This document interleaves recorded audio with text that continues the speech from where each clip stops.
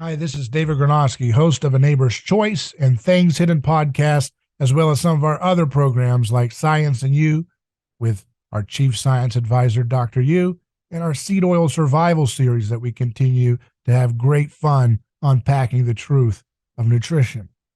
I wanted to give you a quick little message saying we appreciate all the support that we get from our uh, monthly contributors and our one-time donation supporters. And we'd encourage all of you to go to our website, aneighborschoice.com, click on contribute, and make a monthly pledge today, whether it's $1, $5, 15, 20, 50, whatever you want to do. Doesn't matter. Just be a part of building this new media project that we've developed to empower and inform, to inspire, to kickstart a scientific renaissance, an anthropological breakthrough and reformation in the church. All these things are possible with your support right now. So make that commitment today and help us keep doing the productions that we have. Thank you.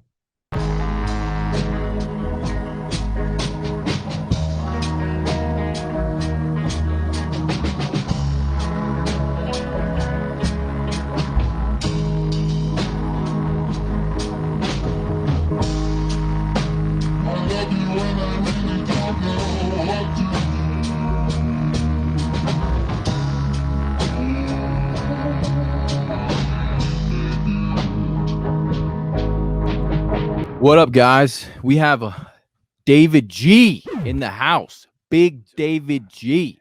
He's got a big brain. He connects theology with politics, with philosophy, and he just coalesces it together for superpower punch to the brain.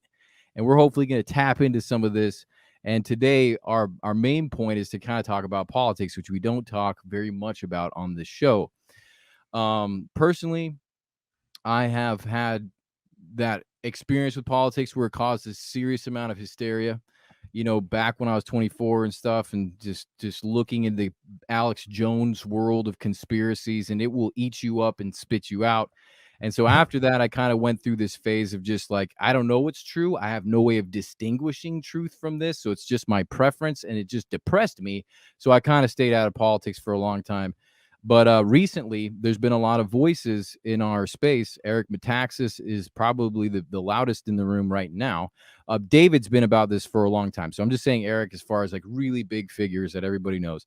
But they're telling Christians to stop being so passive about what's going on in the government. And Eric particularly is using what happened in Germany as a reference point for us to compare ourselves to wake up. So a lot of stuff going on and a lot of stuff we can learn. Very dense subject, but luckily we have a guide here who's going to help us weed out the wheat from the chaff. So, David, how you doing? Thanks for coming on, man. I'm doing great. And in light of this topic, I'm happy to announce my endorsement for President Joe Biden for re-election. Nice. And I hope that answers everything you need today. Thank you. And you're not Nancy Pelosi. Let's go. I'm endorsing Nancy Pelosi for the return to the speakership of the House. Yep. And I'm going to start some That should necromancy. solve We're going to everything. get all problems solved. Who's that one dead guy who's had the island?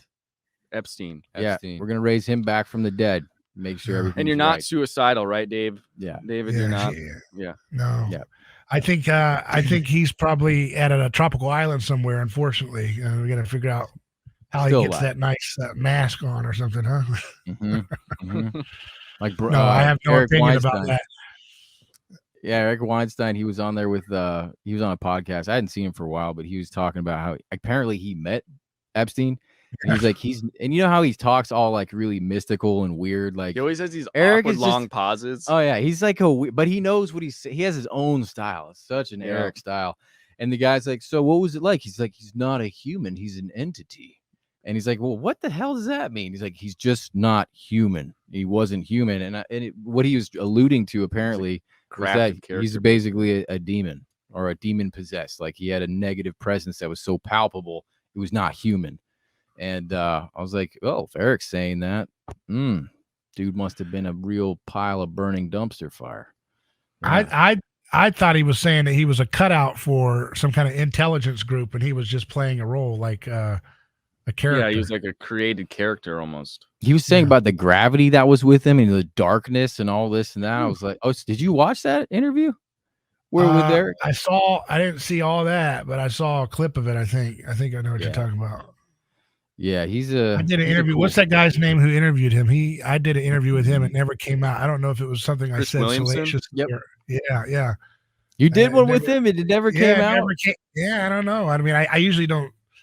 You're not supposed to say that kind of stuff, I guess, in general, to be to be politically correct. But I talked about good old fashioned memetic theory with him. I don't know what happened with it, but maybe it'll come out one of these days. Well, that probably that's a good sign. I did it years ago. I think like a year and a half ago. He didn't release the 2 years Tate ago. interview Maybe he I did it too. So you're in the league with Andy Tate. So yeah, sucks because if I probably would have seen that and learned about Mimetic Theory a whole lot sooner than watching you and Uber Boyo go at it, which was yeah. It was a great podcast. Uber Boyo did a good job. Yeah, he did a great job. Yeah, that dude's smart, man. Anyway, all those commenters, all those Nietzschean fans in the comment section for his videos saying, "You need to let him speak. You know, this is not fair. Jesus is for wimps. You need to let him speak more and stop." I'm like, what do you mean? Dude, he's Nietzschean. I love what you're saying, Joe. David, what you're saying is so profound. The way that you put it together, I love this. Yeah. He's like, just shut the heck up, But then at the same time, it's like he's Nietzschean. He needs to be the overman. You know, that's what I'm getting at. I'm like, live your own world, you guys. Why are you whining that somebody talked too much than your favorite guy? What? It's embarrassing. But yet you want barbarian, like glory days back. You want to emulate conquistadors, but you're mad that your hero didn't get to talk enough. What the heck, man? They got to go they got to be raised in a Latin family or go to a Baptist church where you got to fight to talk, bro. Yeah. You know, you got. That's why those men are. You get macho. those dueling words of the Lord that go on for hours, and you can't tell. I think my word of the Lord's not finished yet. How did you get your word of the Lord in the middle of my word of the Lord? This ain't working, you know. Oh boy, who did you get that? That's not Baptist. That's more Pentecostal. Yeah, the Lord's talking to everybody at the same time. It's just guys, right? Some people, they're gonna drone out for like, ooh, baby. It's a sensitive point, especially when the meal's getting cold. Yeah. Speaking of the word of the Lord, Joe Rogan's been talking a lot about Christian stuff on his podcast, and I saw Hulk Hogan had a John 3:16 thing. So Hulk Hogan is coming around, I guess. He's excited to be evangelical. Yeah. That's kind of something I've been thinking about, seeing all these people sort of like, and I'm happy. I'm happy to see people coming around to fundamentals and Christianity. And it's becoming like the anti-pop culture. It's almost like becoming sort of cool to go down this traditionalist route, be a Christian, talk about the Bible. And I see some celebrities and some people are more, and I'm wondering how many of them are doing it just as like a grift versus how many of them are like actually making a change of heart going on. I don't know. There's rebels out there that just want to be rebellious, and they will take on whatever if it's a leather jacket, if it's punk rock, if it's rap, if it's being a Christian, they'll do that just to be contrarian. But on Joe Rogan, that dude, that singer who's super big George now, Oliver Anthony. Oliver Anthony. Yeah. Anthony Oliver Anthony. Yeah. Those two names combined in some order. He got on there and he read his Bible, which I thought was beautiful. And it's coming from more of like our perspective as a human being, not yours, Dave, because you have a lot of earned knowledge in a specific domain, but just a normal guy, in a lot of ways. And I could see that from Joe Rogan, hearing it from a normal guy. I just saw like, because then he had Steve Meyer on, which was like a heavy hitter. Steve Meyer is like, are you familiar with his book, The Return of the God Hypothesis, Signature in the Cell? Okay. And so like, I'm sure that like put a lot in his head. And then it's funny because he's had all these other guests like Hulk Hogan, this guy, Oliver Anthony. He's got his comedian friend too. Yeah. What's his name? He's got a podcast he did with Tim Dillon. Yeah. He's not a Christian. No, it's the other guy. No, not Dylan. He's like a Dylan. Skinnier dude, bald head. He's really into philosophy. Tim Pool. You're talking about Tim Pool? No. He's a comedian. He's an actor. He's got a great show. He's also been talking on Joe Rogan's. He had him on with another couple guys, and they were talking conspiracy theories. And he was like bringing on. He's a Christian. I'm almost positive he's a Christian. Not Dave. And then he also had a couple other guys that were on there, and they were also talking about this. One guy was in the Everglades, and he was shooting, or he was trying to kill, I think, Brian Callen. Brian Callen. Oh, Yes, that the Brian Callen.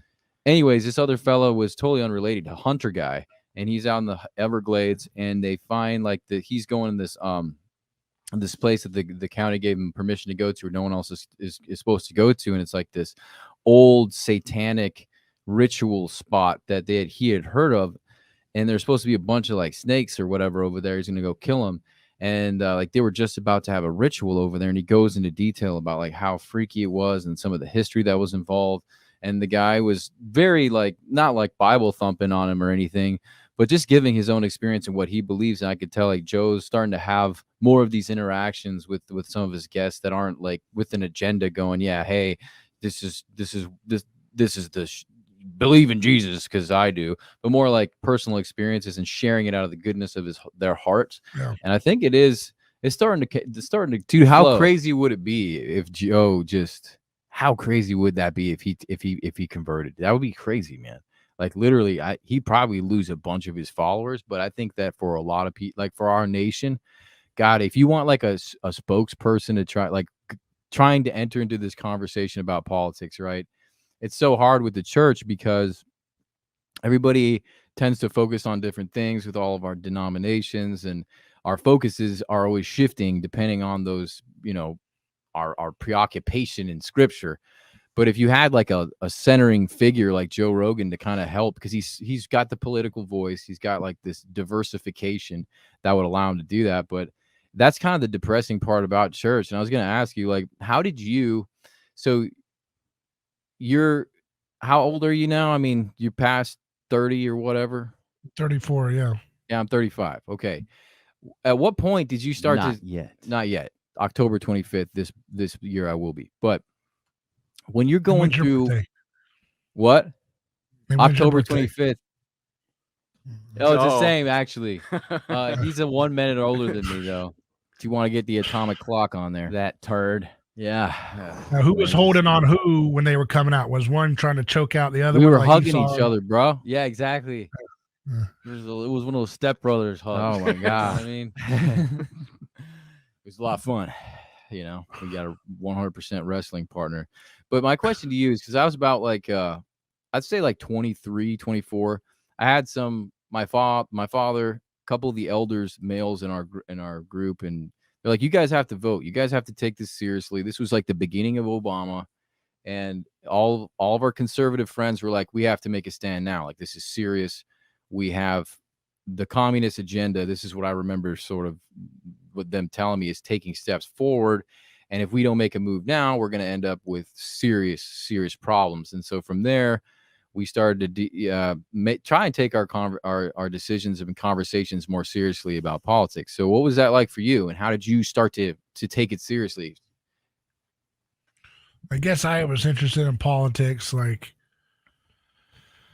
around the 2000 election with Al Gore and Bush. So I got interested in it a little bit back then, but I didn't really like understand the system until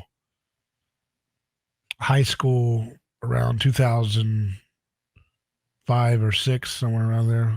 I started understanding, closer to how things work on some level. And then I was interested in Ron Paul in 2007 and 2008.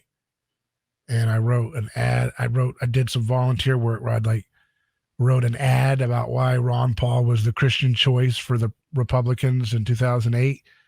And they turned it in, the Ron Paul campaign took it and mailed it out to like this large list of churches in South Carolina and Iowa to help them with the Christian vote.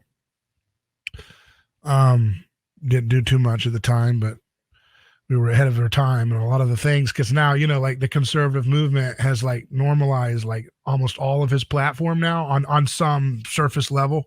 They may not believe in it as much as Ron Paul believes in it, but who today in the Republican Party is for the Patriot Act? It's overwhelmingly against surveillance. Who today is not skeptical of the FBI like Ron Paul was? They're overwhelmingly like that. Who today is even rethinking the CIA? like he did, who's against these endless wars. It's He now gets a to say, normal. "I told you so." Over and Yeah, over I mean, again. everything, literally almost everything, he's pioneered has become like part of the cornerstone. Although it's not translated into policy, they're all a bunch of still, because the average person, just like you're saying, like they just don't have enough time to like That's right. practice discernment in their food choices, much less like sift through all the nonsense and lies for the latest gimmick guy who says, I'm going to follow the Constitution and family values, and it's all a fraud. But it's hard. Like people know that, but they still keep voting for the same dummies because they're like, well, the world is falling apart. I want to tell you that is the wrong way to go. So anybody telling you, and I know it's paradoxical, because everybody telling you just do this because the commies are coming, that's the problem, right? That whole dialectic is the problem. That's what we heard, dude. Of that. Yes, that's what we heard, like on repeat. It was like this fear mongering, like you got that, but it was never clear on what you should do or how you should do it. So it left you feeling very, kind of just pissed off and weak and fearful. It's just the worst place you could feel. Like there's nothing different though. Like the people that they're well-meaning and they were recognizing perhaps some really big problems, but they had the wrong toolkit and the wrong to address the problem, because voting for McCain or Mitt Romney instead of Obama, like what is the difference? There's no difference between them on anything of substance about the fundamentals of like what is running the world today. Like none of those people would ever like return marriage to the church and allow the church to determine the terms of a marriage contract, which would go to the very heart of everything declining in our culture today, because we handed over a sacred right that has existed prior to the United States existence.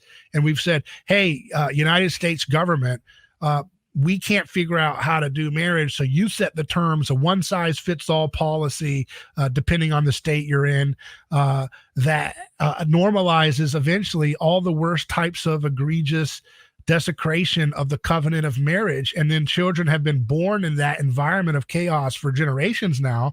And therefore we get the results we have today. It's not that hard. I just mentioned one policy thing. If you got all the BS out and you had people run on that one policy thing and to start state by state, and each state abolish government marriage monopoly and allow church institutions to set the terms of the marriage covenant, so that if you went to a conservative denomination and you and your wife wanted to get married there, you read the covenant terms and it says you can't leave on any notice based on accusation. You can't just leave for no fault. You can't just leave for some meme you saw on a Facebook group or something, right? You have to actually like have terms of agreement that the church abides by because of their faith and what they believe in, and they're held up by that, so that any court dispute would be looking at the terms of the contract as it was designed by your church institution and you guys voluntarily going into it, and would say, look, the terms say you can't shred these kids' lives because you want to follow your bliss. That sounds a lot love thing. Yeah, that sounds a lot like the Romans. When the Romans had to defer to the Jews and their priests when they were dealing with an issue like this isn't for us to deal with. You guys handle your own stuff. You have your own law. You guys deal with it, and it helped the culture. Have we had that here? You said like that's changed here. Have we had it in that way you've described it? I'm not an expert on the law history of this, but I think in some ways we did, right? Because in some ways you used to, when you got married, you would sign the opening of the front of your Bible, where it says sign your names. It's a marriage covenant. You would sign your names on your Bible as your covenant agreement.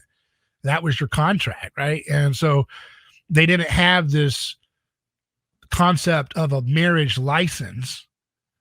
Marriage license came about later on, I think around the time they were trying to police interracial marriages. So that's what happens. The church falls prey to an idol, like some kind of racialism issue, right? And they go to daddy government to say, hey, stop people from having interracial marriage. So we'll give you guys the power of license so we can hang this over, this issue.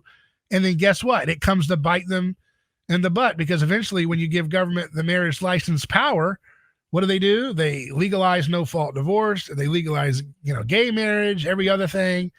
and it's just chaos, right? So one issue alone could strike at the heart. If you had a powerful, charismatic leader or movement or all of the above, really focus on taking out that one thing, you would start to really take apart the foundation of the chaos situation that we're in today, because children have no protection.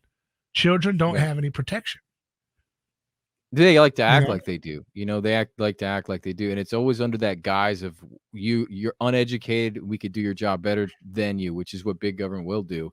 But I like that perspective a lot because, the voting, what you described was exactly what Joe and I were dealing with when we first became aware that we had sort of a voice, and that voice, we had to be responsible for that voice.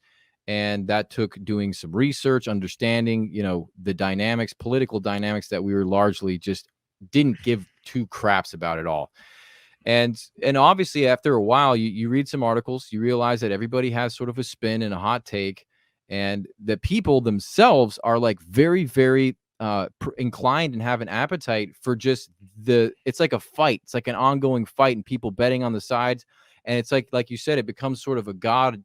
They begin to idolize just the back and forth of it all. It's a team sport. Yeah, it's like a team sport. It's exactly. like, do you even really like when you got into it, feel like you had a choice though?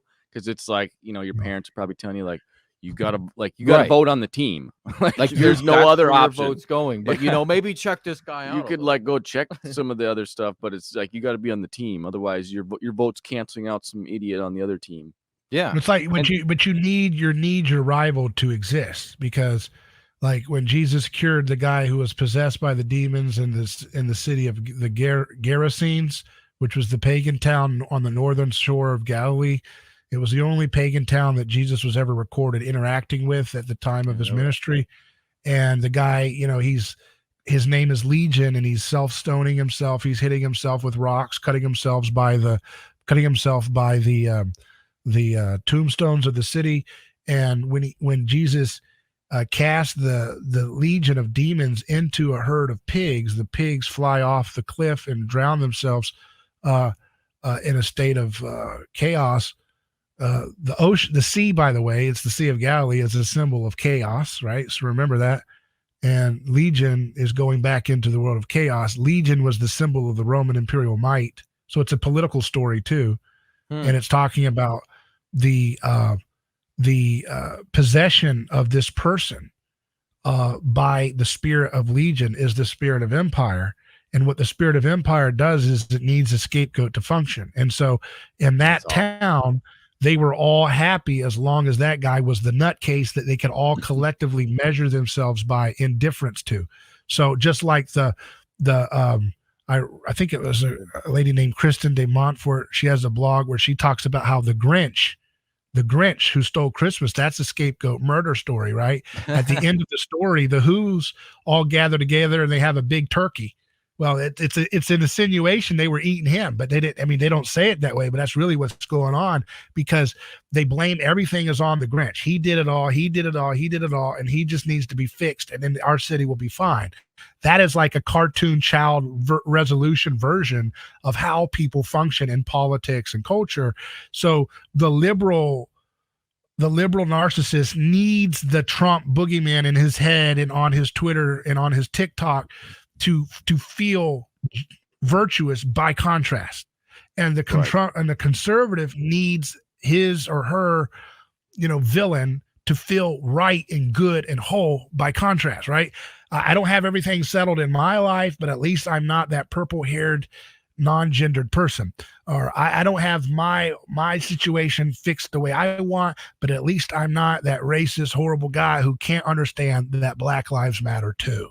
So this is how these people function. They can't live without having that collective measuring rod of that enemy other, that their tribe finds unity in being not that person.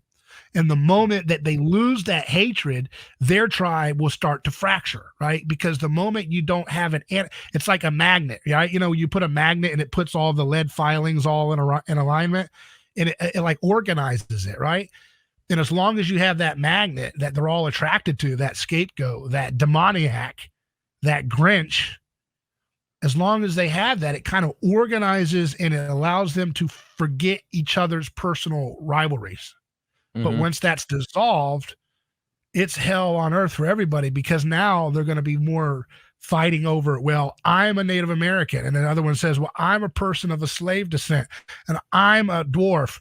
I am, LGBTQ. And it's like you're fighting like Pokemon cards. I throw this, I choose you, I choose this victim power. And you're all fighting. Victim Olympics. Yeah, victim Olympics. And that is not something that can ever create cohesion as long as you can't collectively hate the other. So the way Christians have to beat it is to stop playing into that. Stop giving them that hate back, because that's what fuels the system, right? And it's the same way on a cultural level. It's the same way as it is politically. So a lot of these new right figures you see that are adjacent, some of them, to things you see in the red pill community or whatever, but some of them also don't like that. But they're always talking about, and even Christians are saying, we need to be strong politics. We need to get rid of liberalism, what they call it, and go towards authoritarian Caesar. We need a right-wing Caesar to fix this. Like, we need someone who the left thinks Trump was, but they actually think Trump was too soft, right? And we need a real strong, like, embodiment of the fears of the left, a strong Caesar-like right-wing Christian guy who will come in and dismantle the executive branch through sheer grit and willpower and charisma and unite the country away from all the petty squabbles. I think that's a delusional thing. I don't think that will work. Absolutely. I don't think that's Christian. I understand why people feel that way, but I don't think that is the answer. But that's what people. So as long as the leftist folks who are going towards tyranny their way, as long as they see that their opponents are saying, you wait till we get power, we're going to bring our Caesar to fix you by force, that justifies for them to continue grabbing for more authoritarian power while they still have it. And so what does that do in the middle? The folks in the middle, the moderates, the centrists, the people who are casuals, who are not paying attention to politics that much, but they kind of pay attention every 4 years for the president. What happens for them, which is where culture shifts. It's that herd in the middle, right? You got the crazies on both sides, right? Who are just true believers. They're true believers. Then most of the people in the middle are just kind of, they'll go along with whatever seems most charismatic and cool and safe. So they will settle for the tyrants that are currently running the show, which is the uniparty liberal hegemonic establishment. They'll settle for that rather than go with, what is this new right-wing power? Can you explain that really quick? Because you're blowing out these terms and they're heavy hitters. So the hegemonic Unitarian, that's like the government above the two players, right? Is that for the listeners? Well, that's right. Yeah, I mean, it's the hedge. When I say hegemonic, what I'm saying is the system in place of the mindset that runs the media, the banks, the culture, the entertainment system, the two political parties, right? All so that money around the lobby world, they're all on the same boat. None of them want to get rid of the Federal Reserve. The public wants to get rid of the Federal Reserve when they know about it. Most of them don't understand it. They all want it. They want the wars. The public doesn't want the wars. They are the uniparty. They're the hegemonic system that is in play. Hegemonic simply meaning they are entrenched beyond your ability to shift as an individual. That's right. Right, and left, doesn't matter. And they hate each other individually. They'll kill each other. It's like the mafia. There was a saying, somebody said, I wish I remember the name, so I give them credit, but he said something about the Democrats and the Republicans are like the mafia, the Genoveses and the, whatever, and they're fighting, but the moment you come in to disturb their game, they're going to unite with their guns pointed at you. Like, who the hell do you think you are? So that's exactly what the uniparty system is. That system can't keep doing its tyranny unless it's anti-establishment dissidents, who typically are conservatives, if they don't stop mimicking them. If the conservative Christians would learn to say, turn the other cheek, we're not going to do it that way. We're not going to get revenge on you. We're not going to arrest all of you people because you've arrested all of us. If we would actually have that worldview and live that out confidently and joyfully, the people in the middle, who are where culture changes, would move towards that anti-establishment as the new fresh perspective because it's different. It's fresh. It's freedom and it's gospel. And that's what we all hunger for is freedom if we feel that we can safely get it. And so what I'm saying is the people in the middle who are persuadable one way or the other, they will stick with the conversation, maintaining the hegemony that we have, as long as the opposition keeps saying, wait, we're going to get you back. Does that make sense? If the tone, it's like the memetic rivalry. It's the negative memetic response to. It's not always the one that's copying. It's the negative memetic response, the memetic rivalry, and those things coalescing into perpetual conflict, right? And the addiction to that conflict. It's like my dad's stronger than your dad, and then we start making up stories, right? So this is largely the atmosphere. What you described so poignantly was the atmosphere we came from. So this is like our churches were very adamant about saying, hey, this is a serious issue, communism, our nation, freedoms, blah, blah, blah. Yeah. And so Joe and I kind of took a back seat to that. We're like, I'm going to read books and kind of worship and do my own thing. But as far as reading news articles every day and trying to say who's right and who's wrong, I don't know about all that. And so lately, Eric Metaxas, I guess he's an Episcopalian. So it's funny how we as believers, depending on, that's kind of why I opened the conversation, depending on your domain, we're going to think of the church in that schizophrenic way where it's like, this is the church. It's like, really, it's just a little piece of the pie. And I wish there was some kind of like data thing to really collect all this so we could see where the margins truly are, because we're just coming from where we're coming from. And somebody like Eric Metaxas is coming from his Episcopalian, background where nobody's political. And they're like very spineless when it comes to, they're like, you can't make your, you can't make your religion you can't politicize your religion. And they're sort of hiding behind this so that this passivity is overcoming them in terms of recognizing the dangers we're in. So he brings up Dietrich Bonhoeffer and all this other stuff. So my question to you is, so here's what I'm thinking about here. We should, as a church, be operating in the Christ incarnation, right? So we should be fighting the right battles, fighting to take marriage back, for example, fighting for our children to be taught correctly. They need to be taken care of and protected, right? They need to come first beyond having the new car in the driveway or buying them new clothes. Any of this, the American dream is not the church dream. So we need to correct that. Yeah. Now, when we're in this stage, and this is why I'm asking you this, because Joe and I and Mike, I'm ignorant to this political thing, but it feels like it's a 2.0 of what I was going through when Obama was coming on, where it's like we are standing on the precipice of hell, and we need to do something like a year ago, and things are really bad. The church needs to stop being so passive. The Nazi regime is coming back in another way, right? But it's coming back, and we're going to be, it's too late. This is the reel that's being played. And so we're trying to balance all this out, because there's always going to be some guy in the room saying that, another guy in the room saying no, and so what do you think's going on in terms of the severity of where we stand, as a church right here and now? So I think we should be engaged, but it looks differently than what the people who typically say to get engaged in politics say. But how bad is it? That's a question I want you to answer. About how bad is what?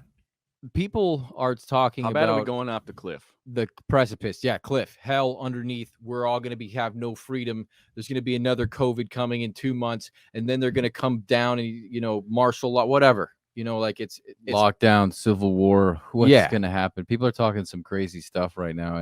And what do you think? How bad it will be depending on whether we can muster enough good leadership in this time of difficulty, because that makes the whole world a difference. If your child is having a health crisis and the parents are freaking out and going crazy and hyperventilating and screaming, oh my God, you're going to die, and freaking out, you know what I mean? Then you're not setting leadership, and you're going to make that problem worse. And maybe the child could die because of your negligence of not being able to control yourself.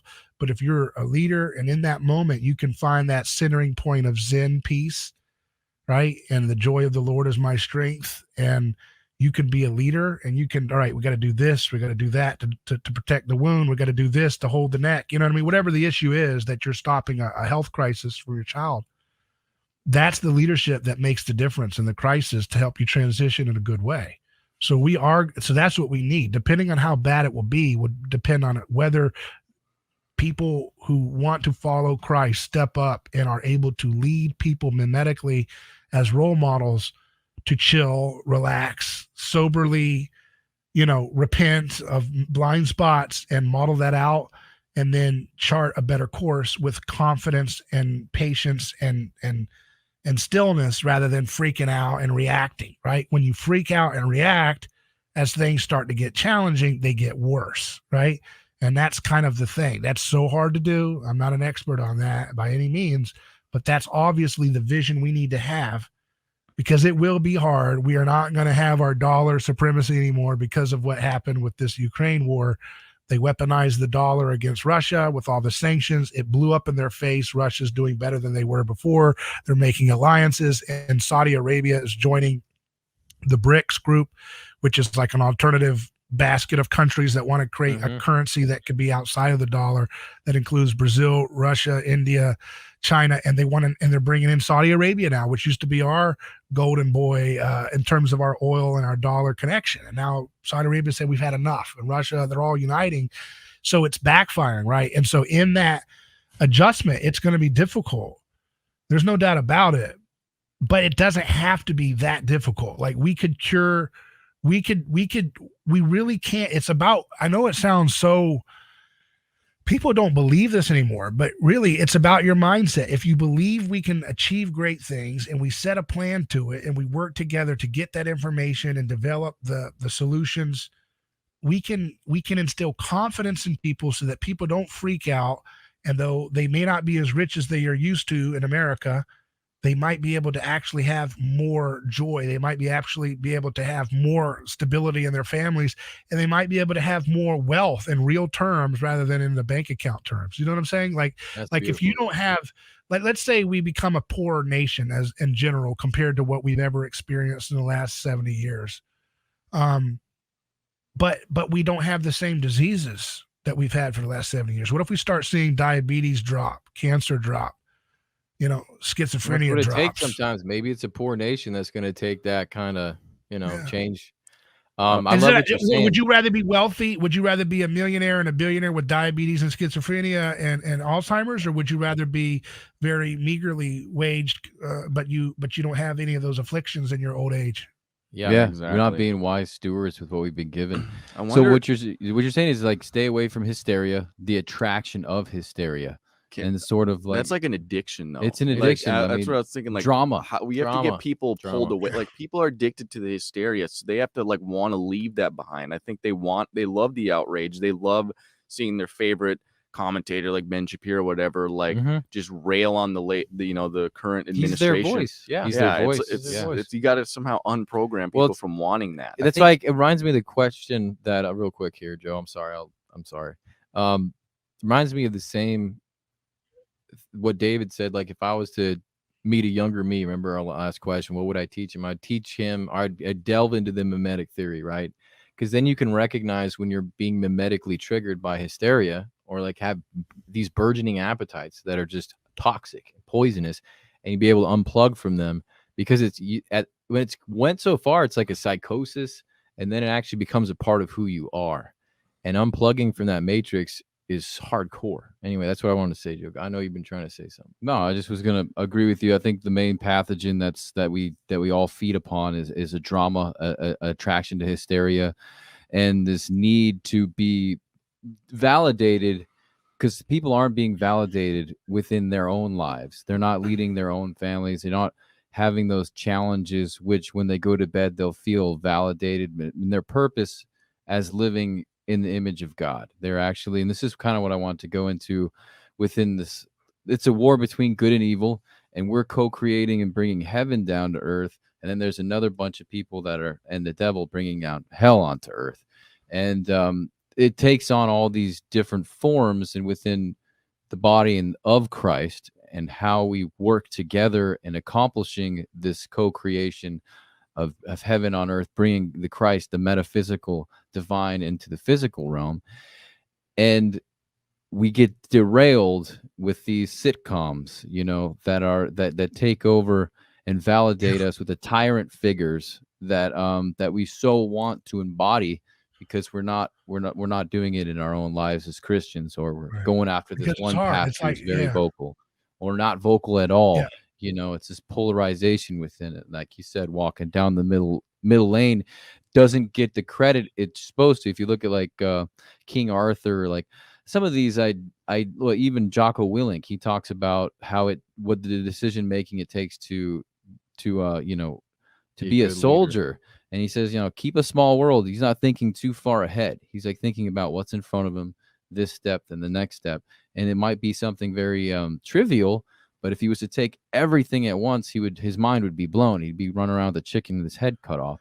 So I want to kind of shift the perspective here, since the four of us seem like we kind of come from a similar background in terms of the people we're around, the believers we're around, the way that they interacted with politics, and so on and so forth. So, and you described the sort of scapegoating and how that works, and that caustic, programming that ends up happening. Now, to switch it to, say, Eric Metaxas' background and his section of Christianity, if you will.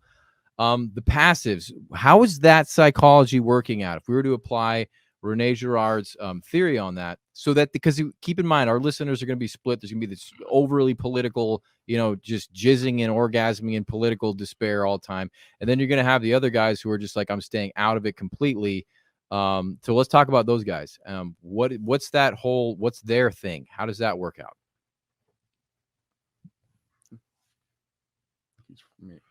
it's the same thing. I mean, both of them are not doing anything to move the boat forward. It's like you're charting a boat, and you don't have any sails on it. You don't have any oars. You don't know how to use your oars. You don't have to do anything. You don't know how to paddle, and you're all just sitting in a boat stagnant, and you're not moving, and you're just kind of drifting along on the ocean. You can't even get going. That's where we're at as a society. We don't have a compass, so we don't know which way we're going. We don't have a map, so don't have a vision about where we're going.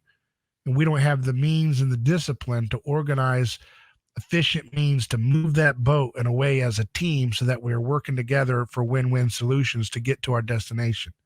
We're stuck sitting there aimlessly stagnant, floating up and down on the sea we started at, and we don't know what we're doing. And while we're in that context, you can imagine that folks sitting in that boat for day after day, when food's getting scarce and you're not getting anywhere, you're going to start not liking each other. You're going to start fighting, and you're going to start talking about all the problems that annoy each other and all your suspicions of one another. And it can be very addictive. It can be very addictive for people to be caught up in that fighting. So what you have to do is you got to have a chart. You got to have a map. You got to know, you have a vision of where we can go. You got to believe in that map. You got to have a compass and other means of how you know where you're at. Then you have to have the actual technology. You got to learn how to move a paddle or put up sails, or figure out how to get a motor attached to your boat and start zipping down where you need to go to get on your journey. And our country right now doesn't have a vision. We don't believe in anything anymore. When I tell you right now, we can cure cancer, the answer is going to be, well, that has been already known. Duh. And it's just been suppressed because the government doesn't want to break the backs of big pharma. Or the answer is, yeah, we just need to give $100 billion more to government and researchers, and one day they'll come up with an expensive cure for cancer. Either option is BS. It's learned helplessness on both sides, both the people who believe in the system as the establishment has it, and those who are against the establishment as it is, and they want to say that it's a conspiracy, will never have the cure for cancer. Both of those solutions get us nowhere. It's skin in the game, it's a vision, it's believing it can be done, and then it's looking meticulously at the facts so that you can then explain to the public and develop a service and a means of distributing this technology or product or drug or dietary correction that can alleviate cancer in America. You have to have that kind of, I use those examples because health issues affect all of us to one degree or another. We all know people who suffer. We all know people who may be going to have a disease down the road that would be debilitating to their mind, health, body, and soul. And we all know that those are things that we can wrap our minds around and work together to try to make sure we can eradicate. But you have to first believe that you can eradicate it without having expensive drugs that nobody can afford. Maybe we can have inexpensive drugs that we can find right under our noses, maybe drugs that we already know about. Maybe we can find things like dietary corrections that will alleviate diseases for the future generations and start acting them out now. But what I'm saying is we have to have a big vision, bold belief that we can, through our innovations and our working together, come up with things without politics. Because when you come up with solutions that are outside of politics, then you realize that politics doesn't have to be the end all be all. And then when you engage in politics, it's almost an afterthought rather than your forethought. It's not your biggest thought. It's just a side thing. Does that make sense? So politics needs to be put in the rearview mirror. It's like this. You're having lunchroom drama. That's what you're talking about. We're all having lunchroom drama. Some people are saying we should be engaged in the politics. Other people are at the other table saying we're too cool for politics. We know it's BS. We're not playing the game. It's still lunchroom drama. Nothing's getting done. Someone's got to produce the food. Somebody's got to make things happen. You can't just sit endlessly in a eternal lunchroom fighting over who's sitting at which table and who looked at who wrong and who's looking at whose girlfriend. That's lunchroom drama. It's endless BS. Right. And so great. What you're saying is great. And somebody might say, okay, well, here we are with this drama that's going on, but what about when they're starting to take your rights away, maybe freedom of speech? They want to control your bank accounts, and they want to put a ESG score on your business. Say if you're a bigger business guy, and or like this comment, you're striking out. Right, Obama paved the way for this kind of stuff, and it's like it just keeps compounding. Like year after year, they take more, and then you have this drama that's starting, and then it becomes more and more heated. And then it gets to a point to where either you're going to have to take some sacrificial measures or some violent measures. And we're approaching this point to where the opposition, when you think about like Larry Fink, or State Street and BlackRock and the power of these organizations. And I mean, there's always been powerful figures throughout history, whether it was the Catholic Church, whether it was the Roman Empire, whether it was the British Empire, whether it was the Egyptians. There's always been some major power force. There's always going to be this scale that most of the value of the world goes to a small few, the Pareto effect, right? However, the surveillance and the control that they have, I don't think it's ever been at this state. So it gives you the fight or flight that I think is very powerful for a lot of people. So how do us as Christians deal or find solutions when you're in this fight or flight that aren't violent, that maybe how do you navigate that, David? Well, for example, like if you find someone who is truly principled and truly is going to be an effective statesman, governor, or senator or whatever, who will actually fight against all those things literally and not just do lip service to it, then fine, vote for them. That's fine. Do your thing, support them, whatever you want to do. I'm not against that. I think it has its place.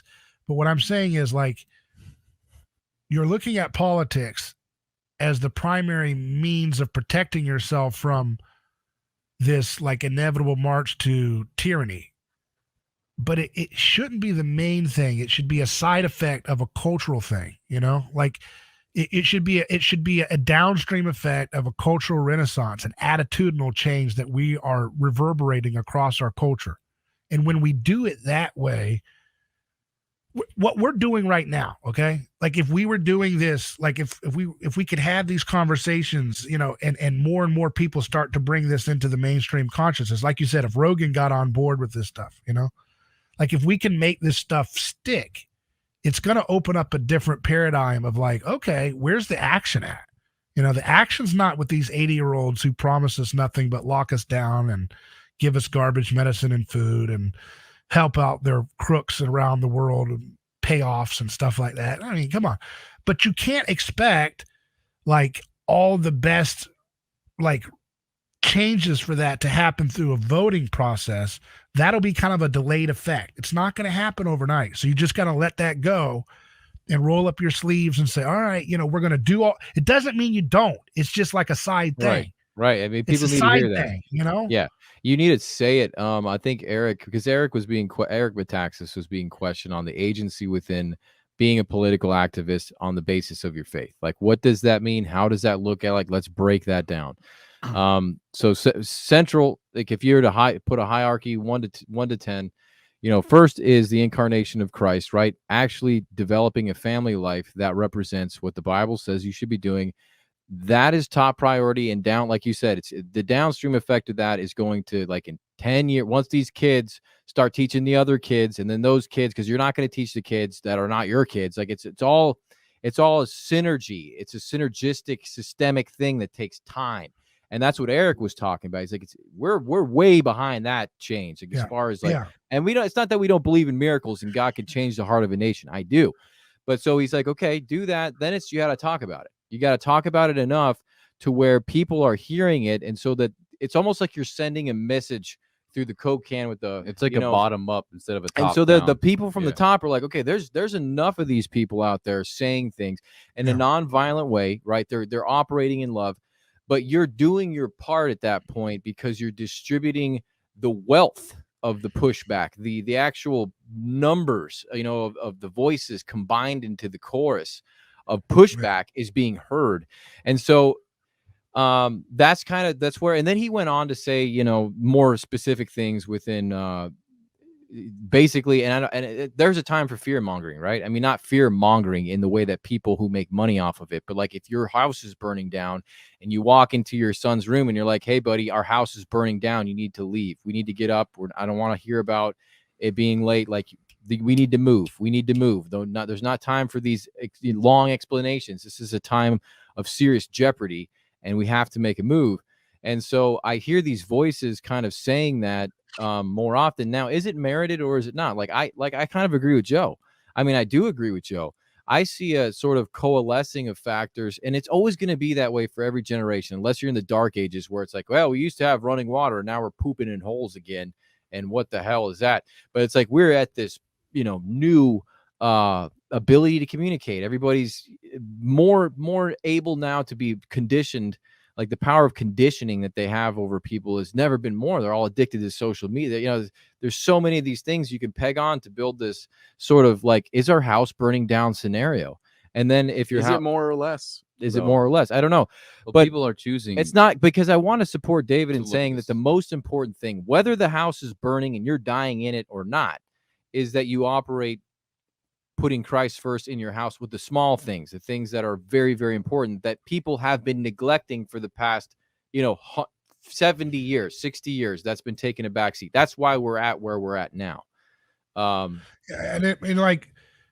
when I say culture, I'm not just talking about your microcosm of your family and stuff, but also like culture in the broader sense of like making good movies, making good programs, making good songs, right? Like that guy, you saw how it was interesting. I said on my show a while back, I said on a podcast with a friend, I said, our culture will change if we can have men who sing like Elvis Presley come up and sing good music and be role models for maybe they have a political or cultural vision that comes along with that. Now, does Oliver Anthony, you don't want to take it literal. I'm not saying, he's singing like Elvis, but you saw when he sang this soulful song in a masculine kind of way, it hit a nerve like everybody, like a record scratch, like, whoa, what's going on?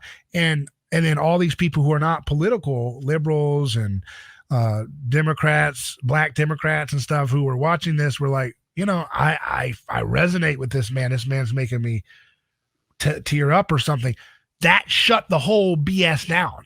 Everybody was one because music and art and culture is way more powerful than the head, right? I like Politics. that, and so that's what I'm saying. Like, that's what I'm trying to say about like, it's not just about, I'm not saying just go, get your life in order and wait it out. I'm saying do that. But also if you're artistic, help, if you're not, that's okay. If you want to help fund it on a Kickstarter, go find that guy who's the next filmmaker that nobody knows about on a GoFundMe or whatever, and give him support or elevate him on your show, or like good move, because that's how like the current power establishment, which leans left, got the culture power it has, right? Because it's been doing movies and stuff like this for decades and decades and decades and decades and decades. So this was not, you can't just like snap your finger, and a culture that has been generationally snowballing with all of the results of decades of movies and music lyrics programming your mind to be a certain way. You can't just go in there overnight and be like, man, are we supposed to engage in politics? And then you're like, well, why is it not working? Well, it's like people have been catechized. Yep. I like that. The Daily Wire. In our culture. We've been catechized in our culture for generations to not to think about things in a certain way, and it doesn't change overnight. That's right. Why is Princess Peach saving Mario in the new Mario movie? It's not supposed to be that, but that took generations to get there, Yeah, what was it? The latest movie, the Disney one, where the ladies, the actress is like, I don't even know if he's gonna make it in the movie. Honestly, he's a creeper stalker. I'm just like, God Almighty, this is just bizarre. But it's not. But the answer to that isn't to make like ghetto conservative movies that are only on Daily Wire or something. I'm sorry. It's to get in. It's get into the world where people are at, and like, because making good like movies, The Sound of Freedom, bro. Like that movie. I mean, when I watched that movie, I'll tell you, I thought very polarizing movie like that. I mean, like they're strong. It's also hitting the nerve of these guys wanting to be violent and kick people's asses and murder. Yeah, like there's that bit. Yeah, that's what it does feed a bit of that. I can see. I mean, I love Tim Ballard. He's a complete badass. But like the idea that like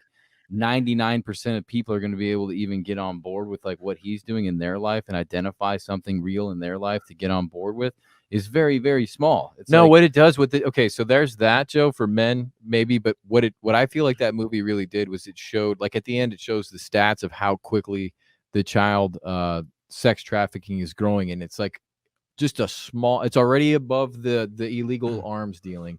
It's only like just below the drugs, and how far it's grown, how much it's grown. So for a person, an average person, maybe not a believer, they watch that and they're like, God, this world's a hell of a lot more evil. Like the thought that they get is the world that they see when they walk out and get their mail is way, way more evil. Like the evil stuff that's in the world that they hold in the dark really is in the dark. Like you're not going to see it. You don't know how many of these guys in your neighborhood are watching child porn. Like you don't know how bad it truly is. And those stories are needed because like I went to one of these child trafficking nonprofits that deals with that, and they talked at their donor dinner about people don't respond to data and just facts on like these numbers, this many children. Well, that's why they put it at the end of the movie, exactly. Bro. You need this story like this movie to really grab people's hearts, because they had a relationship with the girl that was saved at the end, her brother Tim. You're exactly right. That's why the art is what carries the message into the heart. And that's one thing Glenn always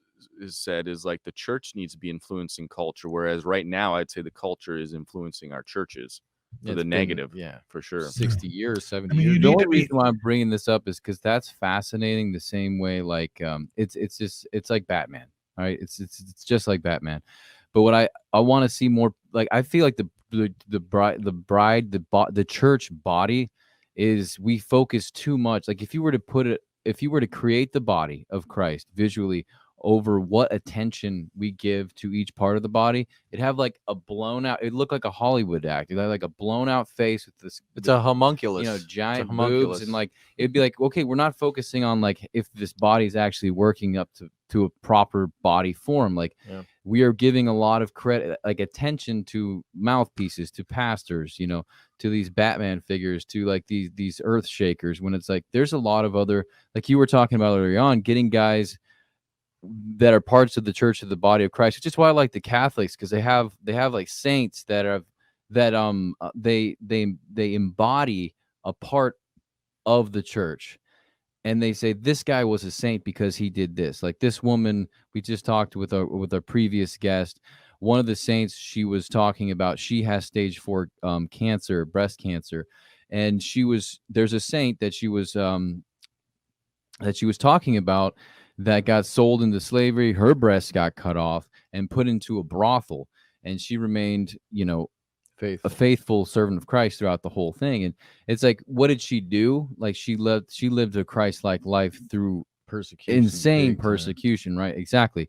So I think they give credit in the Catholic Church, whereas the Protestants, we don't do that as much. It's because we traded the church dream for the American dream, the reason why I bring up and I'm trying to support David's idea of the art being the real vehicle to not, because we all know how it feels to be convinced of something in our head, but it doesn't mean anything unless the heart has been changed. Like when you read that verse about a little bit of faith will move a mountain, we like to say in the Iron Disciples, it's like you could move a mountain with dynamite, but to move somebody's heart, that's impossible unless you really reach it and have the Christ key to go open it up. That's why it's like you can move a mountain with a little bit of faith. You can change your heart that way, God, through grace. And so the art is something that we have been gifted, right? It's the way we create. The most beautiful things that transcend all of the generations are the art stuff. I mean, like that's what and you can tell that there was a time where humans had more of that. Like when you look at an old Singer sewing machine, that thing was beautiful. It was meant to accomplish a job too. Same thing with the old firearms. You can see it in many different places. And now we have this sort of I liked what you said in a podcast before, and I don't know if you was talking to Uber Boyo or it was another guy, but you talk about the urbanization, right? And when you have people collected into such dense numbers that they get so sort of anxious with the sameness that they start to differentiate, and it gets more and more absurd, and then they start to crank out more and more crap, and this becomes crappier and crappier, and there's nothing really beautiful being made in the form of art, nothing really salient being made in the form of art, nothing transcendent for our damn species in the form of art.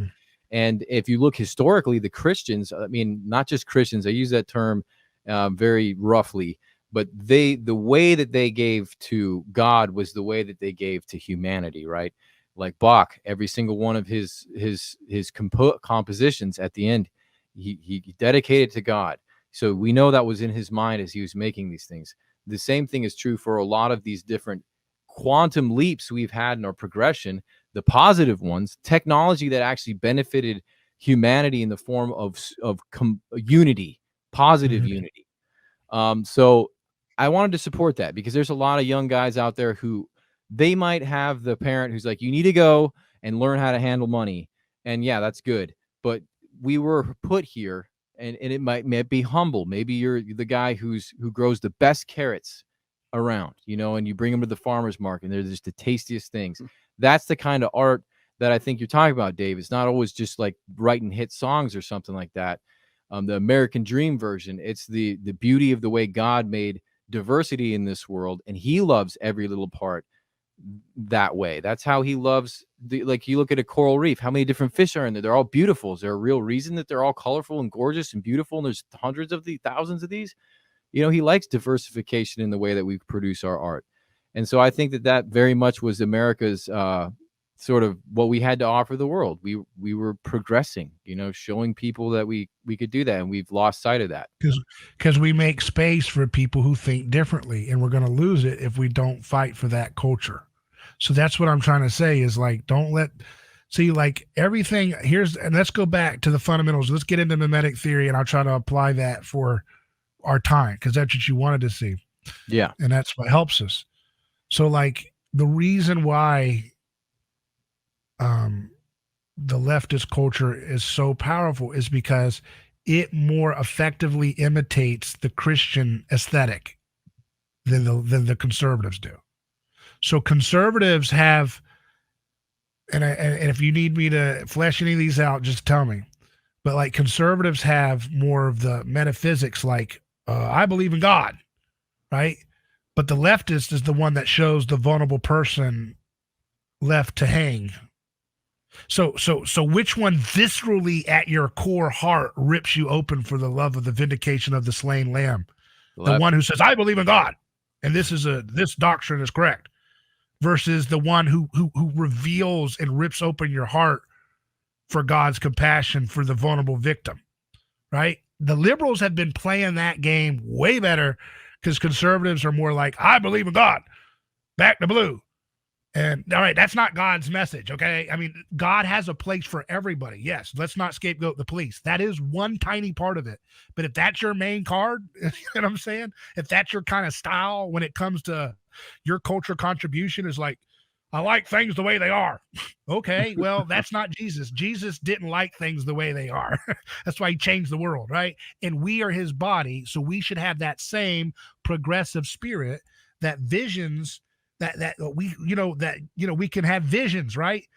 That prophecy, we can have We visions. should be having visions. We should be. That's the church's job, is to initiate the church, bring that metaphysical down. Divine. And the church and political people should be talking about, where's our engineers? You should be hearing, maybe not on Sunday morning. It should be on Sunday morning, in my opinion. But if you can't do Sunday morning, it should be Sunday night service or Wednesday service.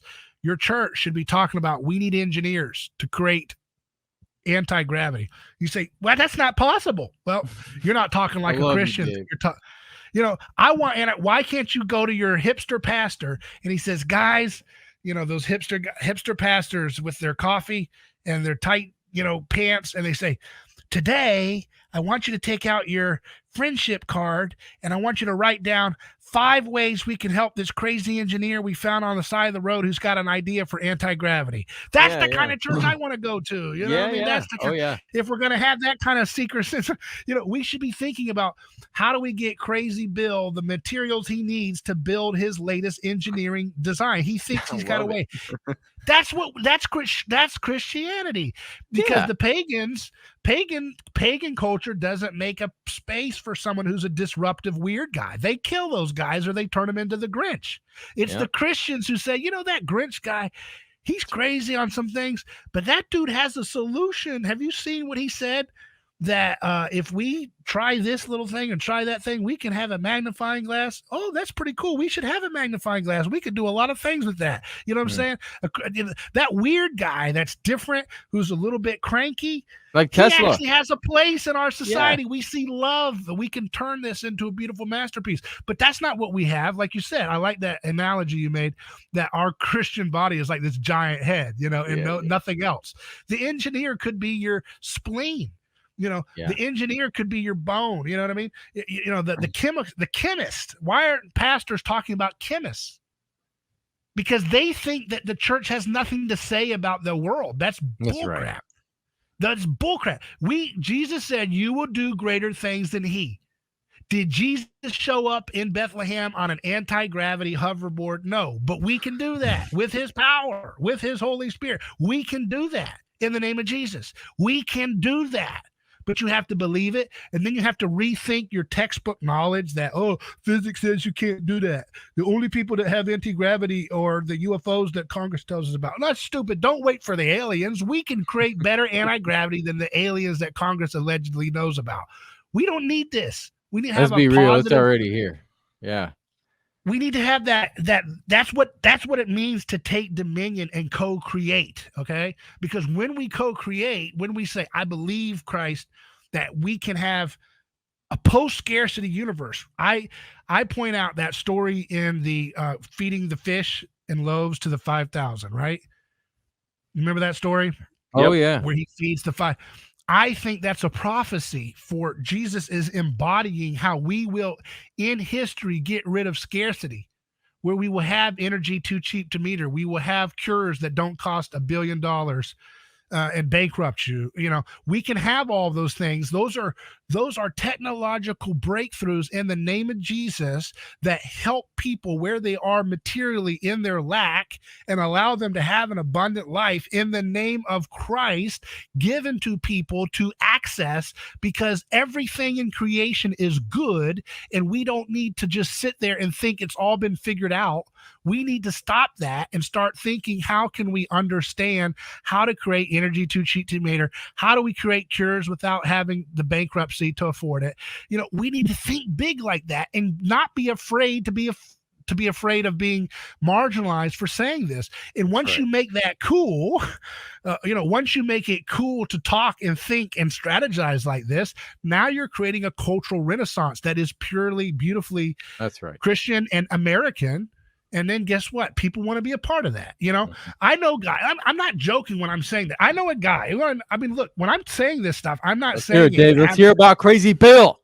I know guys who are well, I got to be careful. They're doing literal nuclear energy reactors in their living room where their cat is walking on the nuclear reactor, and it's low temperature, cold fusion, these types of things. I know these folks. That's why I talk about it with such fervor, because I'm not just like theoretically, well, maybe someone could do that. Like, I know people who are trying to do it, and when I go on these shows, I'm trying to do my part to kind of like create this little ripple effect to prepare the world for what these people are going to do and how we need to support them. Like, I'm not trying to say like I know a secret guy who's got the secret of the universe. I'm not saying that. What I'm saying is I know people who've got real chops doing real discoveries in their living room. Yeah. And I don't want to like say it too early, right? Because I don't want to be that guy that's like, I've got the secret thing. But I know some of these guys.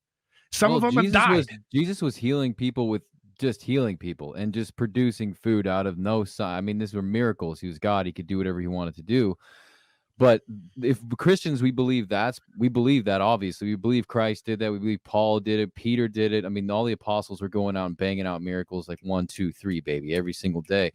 Now, when you say these things, a lot of Christians are going to think, well, what is the point? Yeah, it sounds fun maybe to some of us, but like what the agency of what it's doing, what you are saying, like this is the Great Commission. You are actually, when you say post scarcity, you're saying people are going to be fed. When you say energy, you say less or low cost energy. You're saying more people survive, less people die. We're going to clothe more people. We're going to heal more people. We're going to feed, which is more what people. Jesus says is his That's determining factor, whether you're right. That's what Jesus says, whether you're going to be a sheep or a goat. Did you feed the people who are hungry? Did you clothe the people who are naked? Did you go to the prisoner?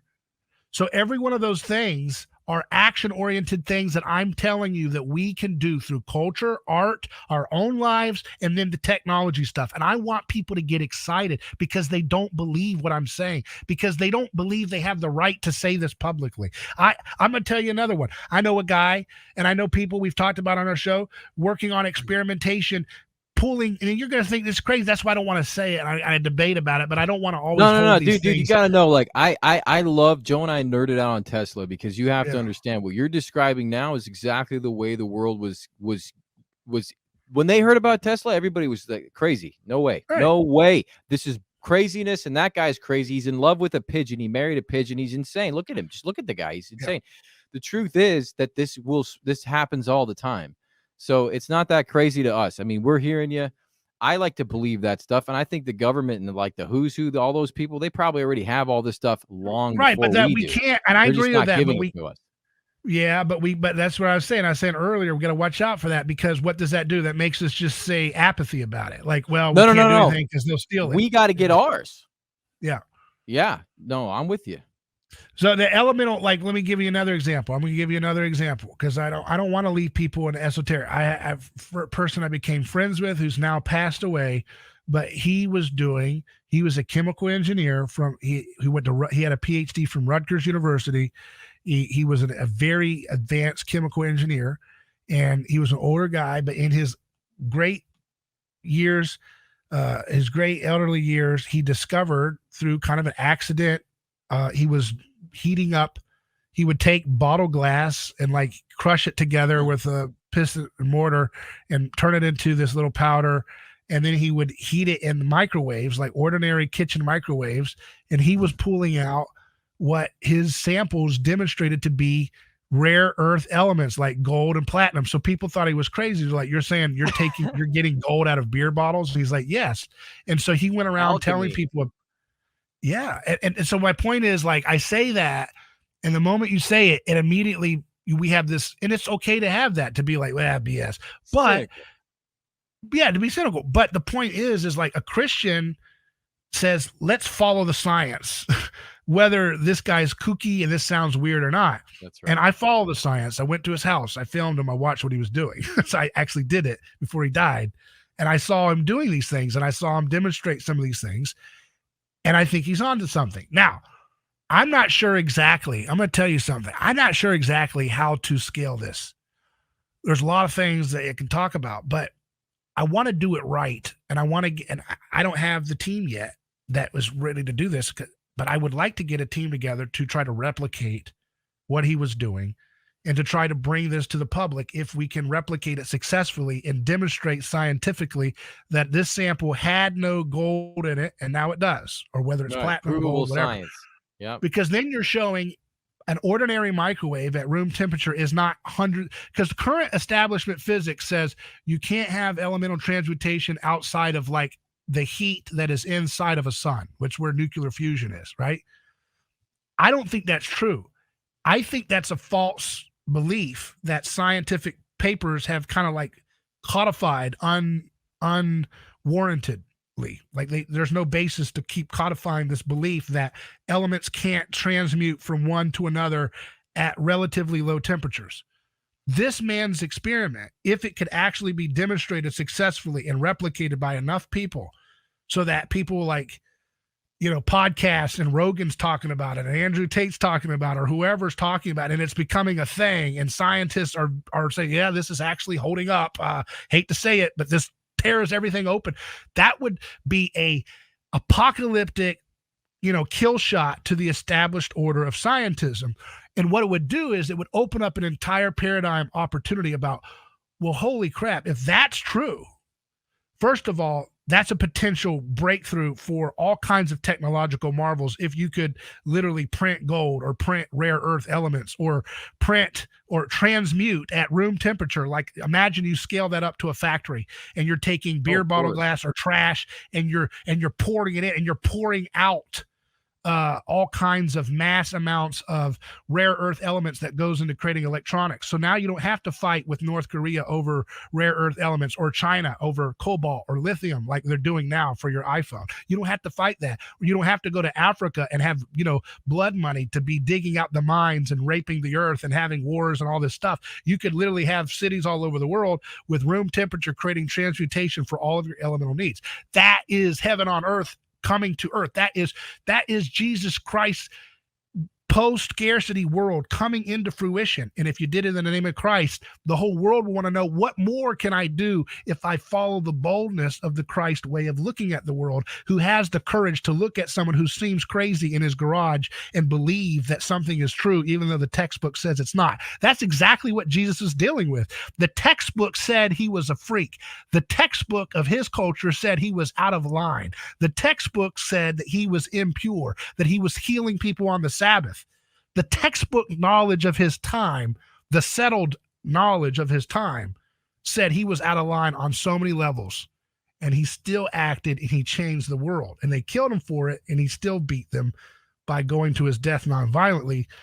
Now we have the creative capacity by his power in our culture to affect changes on the down payment of what he did on the cross.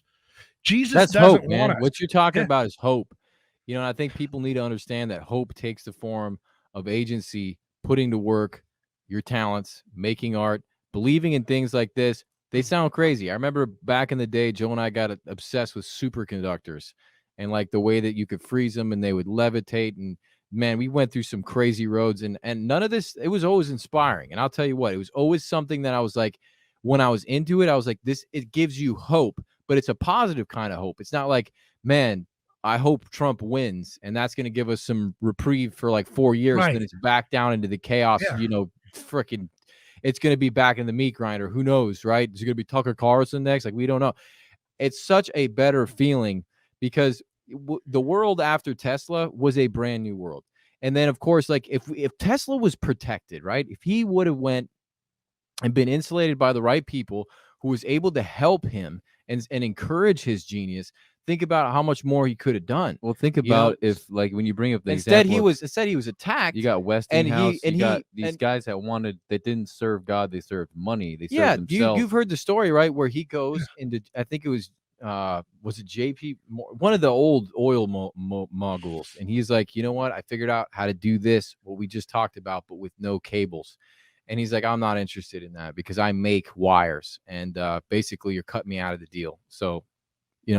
And so poor Tesla, you got to think like he's trying to adapt his genius to an outdated horrible system. And he had to go through that instead of, like you said, in the church, people congregating around people with good ideas, not MLM schemes with freaking doTERRA oils and all this other garbage. It's like, really? Do we need another diffuser in this house? Or, like, do we need to have, some cryptocurrency hedge? But like, all it takes is for people to learn that that's what the gospel's about, and then somebody to just be the guy who does it first. The hardest thing to do in the Bible is that first stone. The first stone. The Bible talks about who will cast the first stone, right? And the first stone is the hardest thing to do in anything in society. Now, because it's easy memetically to just fall in line after the first person does something. And that's why that's why Jesus hones in on who's going to cast the first stone, because he's trying to save that woman's life. That community is locked up in a hive mind of self-righteousness. That's where Renee Girard, that's where that breaking that memetic cycle really comes to bear. And that's why it's so important to talk about it, because otherwise we feel like we're just being authentic to, and I'm not going to say it's human nature. Like our nature is to want God and to obey God. That's the true nature. We weren't, the whole red pill idea, like our nature is to go find abundance and sexual partners and everything. It's like, no, that's your fleshly, that's you without your nature. Your true nature is to find God. And that's our true nature too, is to develop and grow. I mean, what do you think we'd be doing in heaven? Just sitting around? Like, come on. Yeah. It's going to be a whole lot of fun because we're going to be progressing. Earth. It's going to be here. Yeah. It's here. Heaven's on earth. That's what. I'm sorry. Keep going, David. I was just going to. The heavens on earth, the kingdom of God is within you all, is what Jesus says. It's a plural you. So it's the community gathered together that brings in the kingdom of God on earth. And that community is based on nonviolence, which means I am a kind of political voluntarist. I think Christianity means the end of the state. I think it means the end of government as we understand government to be, as a monopoly that uses violence. Like, for example, I'll give you an example politically. They said the sound of freedom, right? And you look at all this money for child trafficking, right, that they're making. You know how you could gut that stuff tomorrow? Like, from a political policy standpoint, if you legalized drugs, but for adults, and you legalize even, I know that people don't like this, but even, adult sex work that's consensual within certain frameworks that are, ethical and everything, that would cut the profits of these cartels so down that they would not have the billions of dollars in resources to control cities, distribution systems, weapons, guns, murderers for hire, to finance this new product of child trafficking. Well, it's not new, but this burgeoning problem that's getting worse and worse. Does that make sense? If you're a company and you produce all these products, and we legalized the competition for X, Y, and Z are your baseline products that you've been having a monopoly on, you wouldn't have the funds and the finances to be able to maintain the elaborate, powerful network you need to smuggle children. And it would be much more effective for us to take out those cartels who are smuggling children, because they would not be as powerful as they are today, where they control banks and governments. See, that takes a Christian mindset, right? Because now you got to go back. You asked me about politics. This is where it gets tricky, because now you got to go back and look at what Jesus says. God desires mercy, not sacrifice. Do not resist evil with violence. Does that exclude heroin use? Okay, if Jesus wanted to save the woman's life who was accused of adultery, would he not want to save the person's life who is accused of heroin from being put in a prison where he could be assaulted or she could be assaulted? That's a heinous, torturous crime of violence to enact on someone for a nonviolent addiction that's a problem of their heart or their mind or their chemical imbalances. So a Christian nation does not put people who are afflicted by drug addiction into cages. And the only way you can understand this is when you understand that when Jesus said the turning of the cheek principle, that was not something that was meant to be like passivity. It was a proactive way of allowing powers to fall on their own exertion by nonviolence. So, for example, if you were to legalize these drugs that people are addicted to, first of all, it would eliminate a lot of the hot stove effect of making it a taboo, cool underground thing that I want to do as an expression of my distrust with normal society. Number two, it would again eliminate the obscene profit margins of the product, and therefore it would eliminate the oligarchy cartels from having their power. It's like this. And I know that sounds counterintuitive, but that's the way of Christ. The way of Christ does not say this is an evil, hit it and punch it and stomp it down with violence. It would also eliminate the cost fighting it. Yes, and it would eliminate a lot of the thefts that go on in these cities because people are fighting they're stealing to afford the expensive high, right?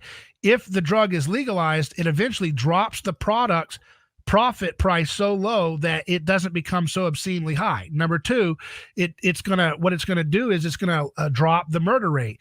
In the alcohol prohibition days, Tampa, Florida, not too far from you guys, was one of the highest murder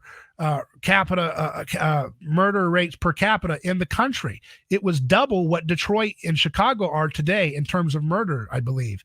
And so they were a big hub for running rum and stuff. And so therefore, at the time that prohibition came into effect, it became a very murderous city to be in Tampa because of all of that cartel moving of the rum and everything. Yeah, so what happens is when they repealed prohibition, the murder rate in Tampa dropped off the cliff. It fell, skyrocketed down. So that same thing would happen in Chicago and other places. I understand it's a little trickier with things like fentanyl when there's like these things are a product of prohibition, by the way.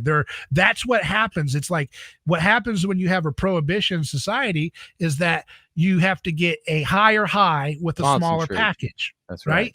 That's the same reason why moonshine came about when beer and wine was banned, because they're like, all right, how do we get the biggest bang for our buck because it's a costly thing to move product that can get you murdered and arrested. So you want to get the most amount of bang for your buck as you distribute your moonshine, not beer with 5% alcohol like a Bud Light. So that's where you get moonshine coming about. So what happens, the same thing happens why we get fentanyl. It's like, okay, we can get it. And it's also, of course, caused by the hospital systems and their addictions to opioids, throwing them out like candy.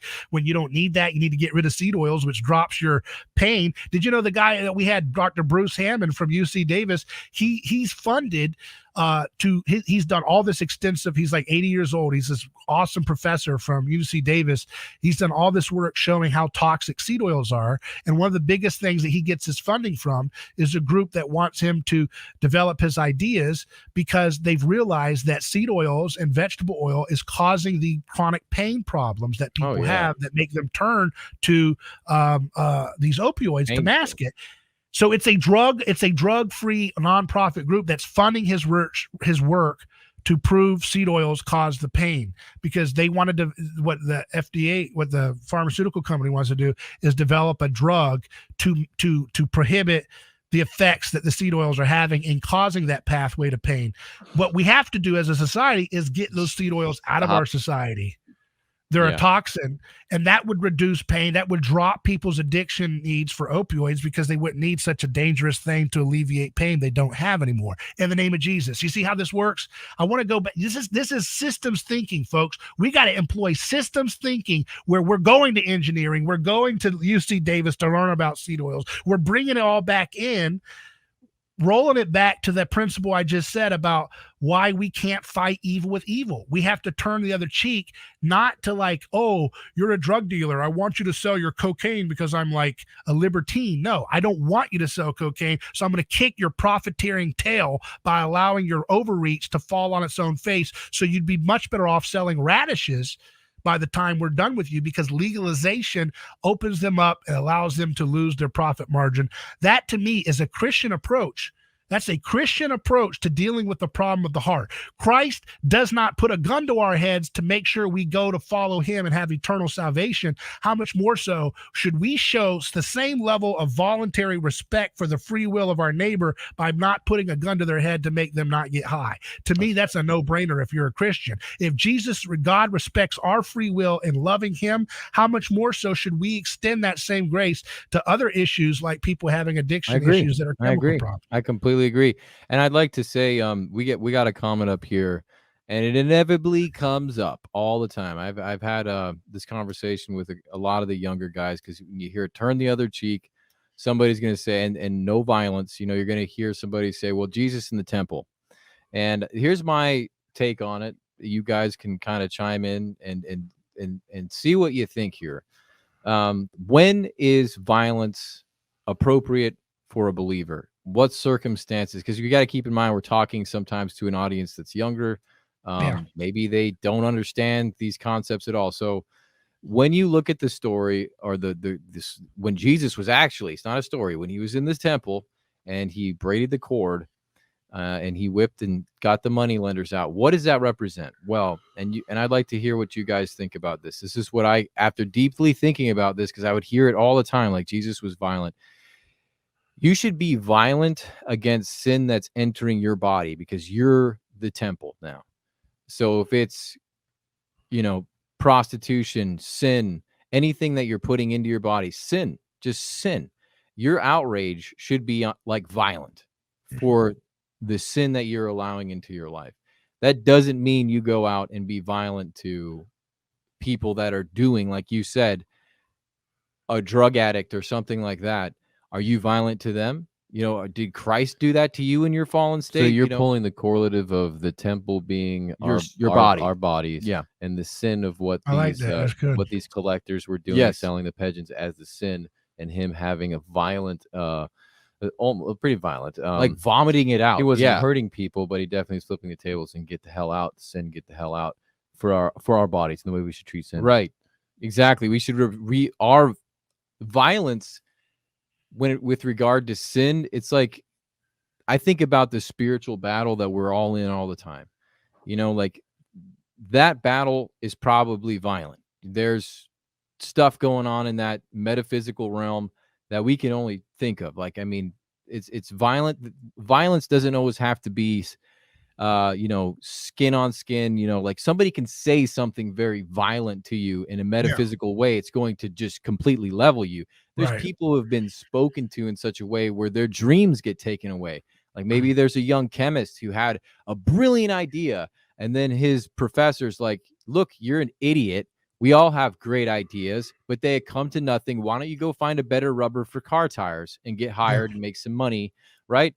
That's violence. Those are different forms of violence. Not always, physical violence. Physical violence. I agree with that. Yeah. I agree with that. But then, just to put a caveat to what you're saying, a lot of people will say, well, because you've changed the definition of violence to include real forms of violence like psychological violence and spiritual violence and stuff like that.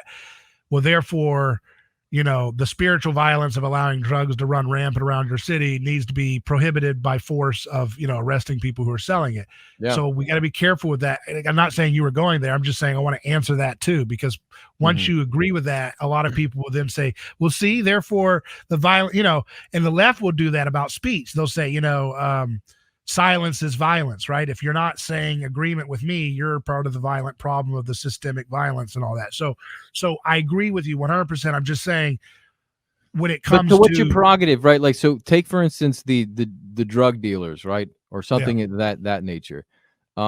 If your goal, or you can explain to them the way you just did, that you're actually subjugating that violence through allowing people to have freedom to acquire these substances without the cartels, without the black market that they're funding.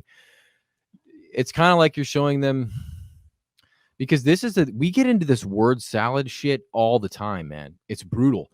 When we're in the red pill, it's like, egalitarian, complementarian, all this semantic. It's semantic. But it's good, because you want to be as precise as you can with your speech. Like, we want to know what forgiveness is. We want to know what faith is. We want to know how faith is different from trust and belief. We need to know that, all these words, if we don't interpret them correctly, we're never going to build squat. Nothing's going to be built unless we do. So why don't you tell us what violence is? And this was just my take on it. That's why I wanted to hear. I agree with that violence, but I think where do we go? When is it appropriate for Christians to use violence? I think was the question, right? Yeah. So I mean, again, that's the infinite thing. If we're talking about physical violence, or what I would call physical force, I don't think it's violent to subdue someone who's assaulting a woman. Like, you know what I mean? If you guys are walking out in the parking lot and there's some dude like brutalizing somebody, I don't care what it's a woman or what. I'm just using an emotional thing that it resonates to men, right? You know, you see, it could be a guy, whatever. But someone's getting brutalized, and you have the means to grab that attacker and get them subdued, whatever your technique is or weapon or means of doing it, then do it. And I don't think you have to stand before God and him say, you sinned there.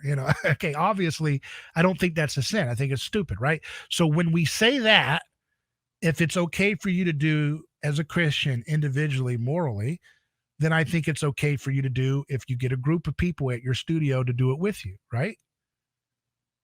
Yeah. And it's just okay. So is it okay? So I'm just sort of walking you through my process of understanding violence from a Christian. Yeah. So if it's okay for me to restrain someone physically hurting somebody else as an individual, as a Christian, then it's okay for me to do it with a group.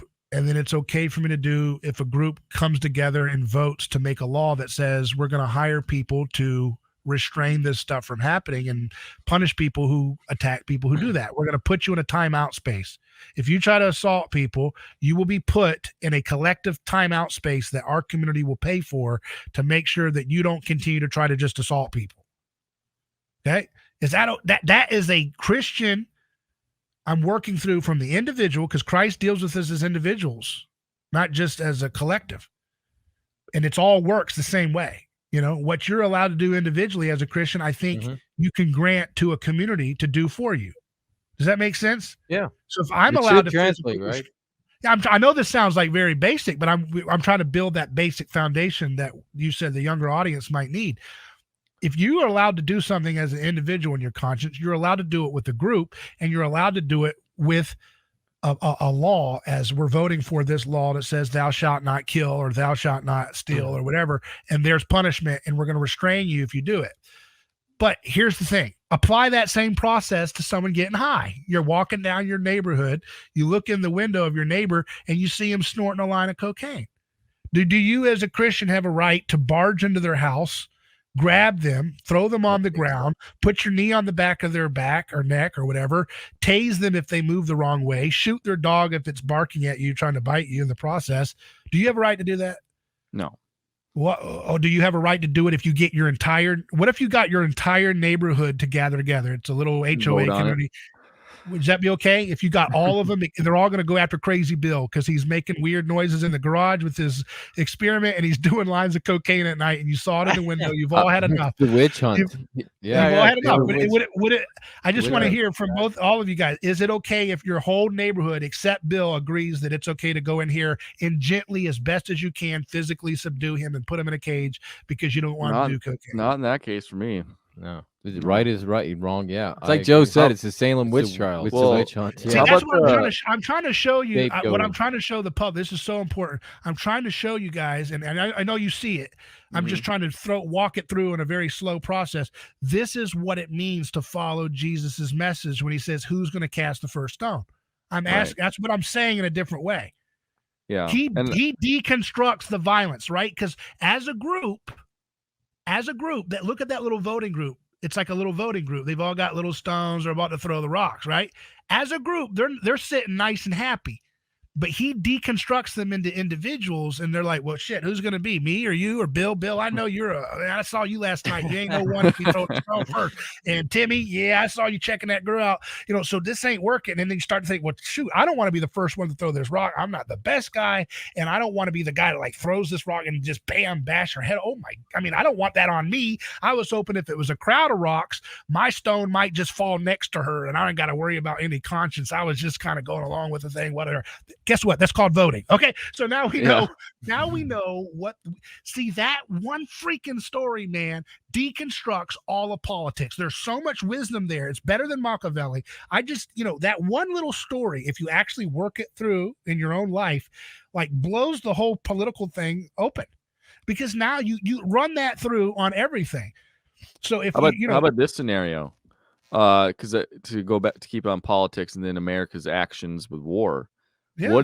What if you got maybe it's an individual and this individual is going to do damage to someone else? Can you intercede on that behalf. To extrapolate with America, like preemptively going to war in their mind. Like that Tom Cruise movie where those like weird muses crap out those balls and they like there's no crime because they stop the crime before it happens. Like you get some information from somebody who's about to do something horrible and you stop it before they do it. Yeah. How does it play out there in your mind? Well, which one? The one that you get like a good tip, or the one that like you have perfect knowledge? Because Dick Cheney certainly didn't have perfect knowledge. Yeah, I was gonna say. Well, I think today it's just a good tip. Like you can't ever say, or the CIA will just make up the tip. Well, I mean, again, like so what that's saying to me is like, okay, so I heard there's a neighbor. Okay, so there's like, okay, I heard there was a neighbor down the road on the other side of the city who is going to go and go into another person's house in his neighborhood and just like violently beat them up and kill them. I am a moral do-gooder. I heard a rumor that that's going to happen. So I'm going to show up at that man's house and kill him and his family before they kill somebody else's family. That's stupid. That's not Christian morality. Weapons of mass destruction, baby. Let's go find him. First, we're gonna. I mean, and that whole thing falls apart when you look at every, because every narrative like this Ukraine war thing, they're always selling you on, oh my goodness, these guys were just saints, and all of a sudden Putin just decided to be maniacal. It's like, no, that's not how this works. This is a very complicated thing, and our foreign policy is like Emperor Palpatine in the original Star Wars, where remember when Darth Vader and Luke are fighting, like beating the ever-loving hell out of each other, and he's like, yes, I'm feeding up. That's DC. Yeah, exactly. Just play that clip every time they say another $100 billion, because all they're doing is taking two people who are basically family, Ukrainians and Russians, and like stoking them up for as much as they could, throwing them together. And as they fight, they're like, I'm feeding off of this for my dollar. Okay, you guys are sick. That's why Oliver Anthony said, what he said about you guys, your dollar ain't shit, or whatever he said, Exactly. So that's why our dollar ain't shit, as he says, and that's why people are sick and tired of our world order, and that's why our government is going crazy and trying to like batten down the hatches to get power back in our society. So we can't mirror. Here's what I want to say, man. You got to remember this. I want this to sink into the audience since we're getting into the weeds of this. You can't mirror it back. Okay. So, if you're going to, it's like, don't screw up your Christ power. Yeah, exactly. If you go in, so there's the anti-establishment and there's the establishment, right? And if we go in there and we say, because I'm telling you, this is common in the conservative circles to want, like, we're going to get you back and arrest all your people. You just watch. Vengeance, yeah. When you have that mindset, okay, yeah, you're right. Vengeance is a spirit that Jesus says to rebuke. It's not just because it feels good. It's because this is not how the world will be won over. The world isn't won over through vengeance. So when your argument is, hey, they're persecuting me, but you just wait. When I get in there, I'll get them back. It's like, well, the people in the middle are kind of, I don't know. Then I guess you're all just the same to me. You're memetic, undifferentiated, and they see it. They viscerally feel it. So it's like, it's like the same thing. You can use a neighbor analogy. I hate that family down the road. They're always, beating people up. I can't wait to my sons and we're going to go beat their kids up, and we'll show. So the people who are the kind of moderate middles in your neighborhood, whose side are they going to be on? Right. It's kind of like, well, they're already the neighbor bullies we know. I don't know what you're going to do if you're the new bully that's like going to beat their guys up. Okay. So then what makes you any different? That's how people who are haunted by Christ, which our society is, that's how they feel when they hear Christians, so-called Christians, saying, we've been abused, but you just wait till we lock all you guys up. Okay, you're just the same people then. Like, I'll just stick with what we have. What we have is the garbage Hollywood movies and garbage music, but it's okay. It's what we know. It's the devil we know versus the devil we don't know. And people are going to stick with the devil they know. And the devil they know is the liberal version of being a bully tyrant. And any conservative version just looks like a fake wannabe ripoff, and people would just naturally cling to. It's like it's watching two douchebags fighting over a girl, and the one smacking the girl around, and the guy says, "You wait till I get it. You can't do that, and I'm going to do that to her when I get her under my." What the heck? Who wants to? Okay, we'll just stick with what. That's the villain. Yeah. Okay, we'll stick with that. If you have somebody that says, "No, don't do that," and I'm not going to do the same thing back, you stop. That's a fresh perspective. Yeah. Like, okay, I'll try that. Yeah, and that's like, I'd like to say this for the listeners so they understand that there is action to be taken. So it's not I'm going to get them back. It's I'm going to get them up. We're going to lift them up. They are the people we have to serve. So we're going to use our Christ gifts, our talents, our artillery, the things for overthrowing this memetic foulness. Now, we have a very good question because the four of us here we've studied some theology, and we have I think the four of us here have come to the point where we're not complacent, waiting for the world to burn and then Jesus to come back. A lot of people who are listening to you are maybe listening to you. We got one comment from JR. It says, "Is the world, David, you describing a post-millennial perspective?" So I think what he's asking is this after Christ comes back, which I'll let you take that question. Well, the post-millennial perspective is that popular within some Calvinist circles, some it's in various branches of the church. It's also in some charismatic circles. It's some people call it dominionism, dominion theology, and there's all kinds of interpretations of. I mean, I would say, let me back up. I think postmillennialism is distinct, but dominionism is a type of like add-on to that, which is like we should take power over America and make it Christian. I don't accept dominionism, and I'm not really a postmillennialist. But what postmillennialism says, I'm okay. I'm a fellow traveler in that conversation, because postmillennialism at its heart is basically saying that the best is yet to come in history, right? That it's not that Jesus will save the world, right? So when we are always talking about Jesus is the savior of the world, well, what is he actually saving? The average like defeatist Christian mindset, which is in all the branches of the church, is something like, well, he came to save your soul if you'll have him. And so our job as his body is to pick off as many souls away from Satan's jaws as we can, as this whole thing falls to hell, and then hope we all get whisked up to heaven or get raptured or whatever, or die and go to heaven. That's pretty much the standard model. Doesn't the post-millennials already view like Nero was the representation of 666, right?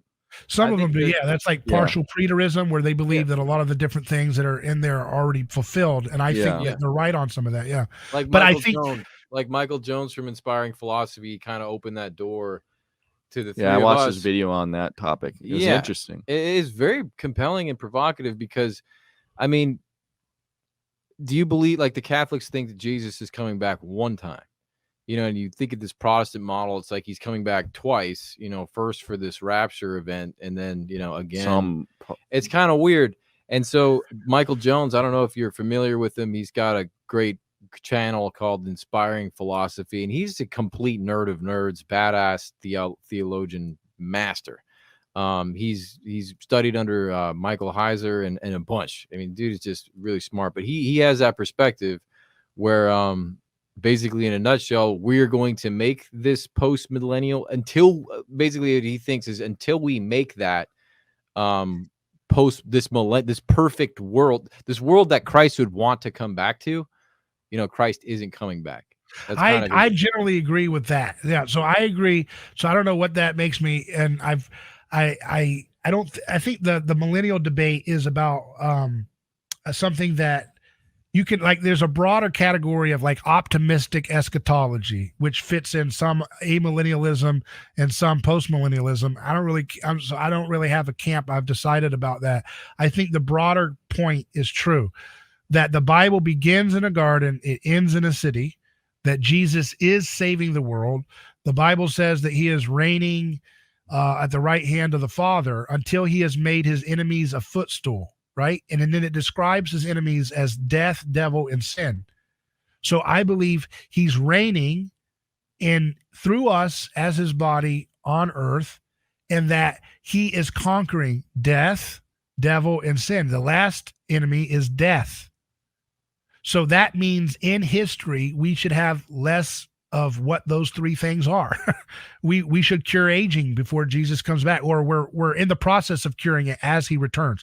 Because I don't get particular about how this works. It's God's job. I'm just trying to listen and understand what he's saying.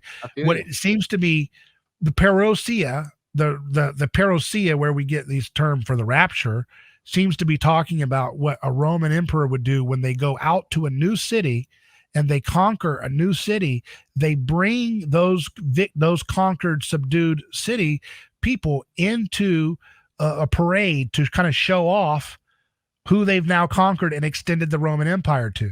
So it's not something that happens as like, I'm helping catch a few guys as the whole thing falls apart. It's the opposite. It's victory. It's a conquest. And it's the arrival of the emperor after he has completed his conquest, after his army has completely subdued the new territory. It makes a lot more sense that way, doesn't it?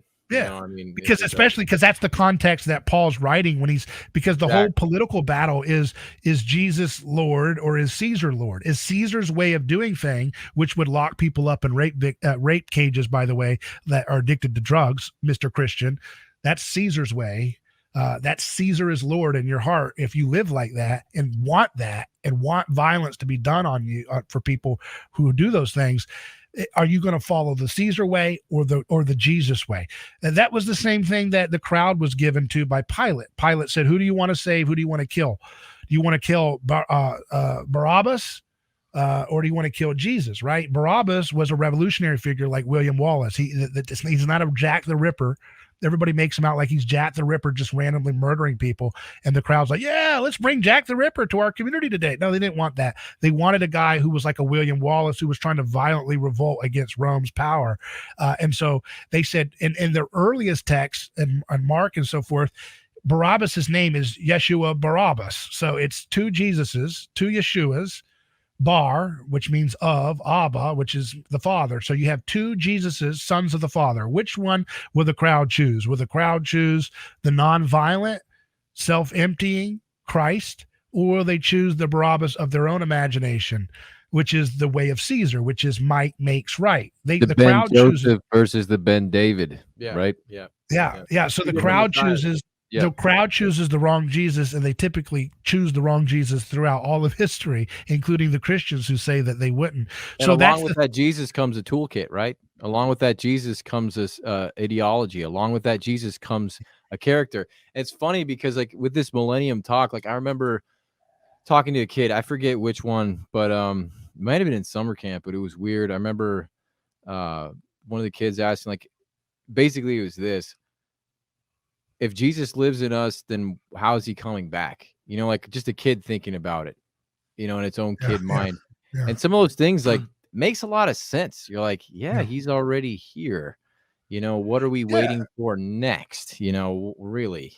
Yeah. And he's here, but he's not fully completed in his manifestation until we, his body, defeat his enemies, because it says he's reigning in like a heavenly unseen realm, but he's enacting his will through his body on earth, and then he will come down I believe Jesus will appear in a second coming in the full flesh, and he will come after we've completed his mission on earth. I mean, to me, that's what the whole point of his first miracle is.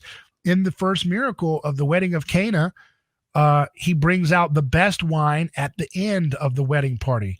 The wedding party there, weddings are always a symbol of the constant of the incarnational completion of heaven and earth, right? It's male and female, heaven and earth coming together. And that's the story. It's the story of the Bible is the story of a boy meets girl. It's Jesus saving his bride, humanity, right? And there's all these types. And that wedding, his first miracle, is important because it's saying that in Jesus's world order, the best is yet to come. The best wine will be at the end of history, not only the best wine given to you at the beginning. Most Christians typically have a pagan view of history. They believe that everything's getting worse, right? Yeah, that was going to be my question. What do we say to these Christians that think everything's falling off a cliff? Well, that's the common Like we're heading conception towards, you have all book the of problems and apocalypse. revelations described. Yeah. That's what Well, I think history talks about. It's apocalypse. Right. And real quick, I just had this come to my brain, which might have been, it's interesting. It just kind of percolated. So we talk about the church being a bride, and you're talking about the wine and this wedding, right? And what happens after the wedding? Usually they consummate it, and then there's the bride gives birth to something. Like us as the church is supposed to create something. Mm-hmm. We're supposed to bring this creation. We're supposed to be the progenitor of the new heaven. Of the new, we're supposed to co-create. So I just thought that was a really cool kind of like that is cool. progressive look at, what happens past. What does the bride do? What does a bride do? What does a woman do? They bring forth life. They have a child. That's what the bride does. Yeah. That's what the church is supposed to do. It's going to be hard for a lot of people who are addicted to the hysteria of news and, the cockfight that's going on all the time to try and disconnect from that. And like Jordan Peter says, let that piece of themselves just burn away. There's going to be a whole lot less left, but whatever is left will be good and it will be Christ-like in order to find what God has given you to do and actually have things like peace, actually have things like joy, be able to cherish life in a way that's looking forward to where we're going next and to enjoy that process, because that was an issue that I when we were studying the Mimetic Theory and Rene Girard, he goes to apocalypse, right? He's like, it's incontrovertible, it's gonna happen. That's the next stop, baby. It's apocalypse. And I wonder what you thought about that in terms, because you're a whole lot more knowledgeable about the theory than we are. He says in his last book, Battling. Because apocalypse what I understood is apocalypse can mean two things, right? It's apocalypse for what world? Apocalypse for the shit storm we're in now, because something's gonna die. Apocalypse for this world now makes sense to give way to the good. Like it didn't. At first, I was like, "Oh, this sounds horrible," but then I was like, "It actually makes more sense." Yeah. When you think about the bad dying, the apocalypse for sin, this is the end of sin, the end of age of sin. Well, he says in Battling to the End, his last book, he says that he's kind of pessimistic, but he still keeps optimism because he says history is radically open about how we're going to do it. And I agree with that too. I think there's an easy way to have this thing, work out with Jesus coming back, where we start living like Christ, and we can all choose to do that, and it'll mimetically be contagious to be righteous for God.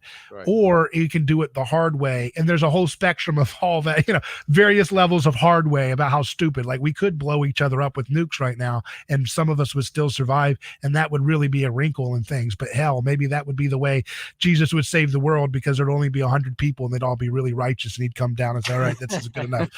So, there's different ways that we can splice this, but it's radically open to how we're going to like play our role as his body on earth. And so right. I don't remember what you were saying there, but I was just kind of clearing that up for the post-millennial, the ideas of apocalypse, just kind of updating these things so that we can see them from a different perspective. Like apocalypse means our world, Christ's world comes.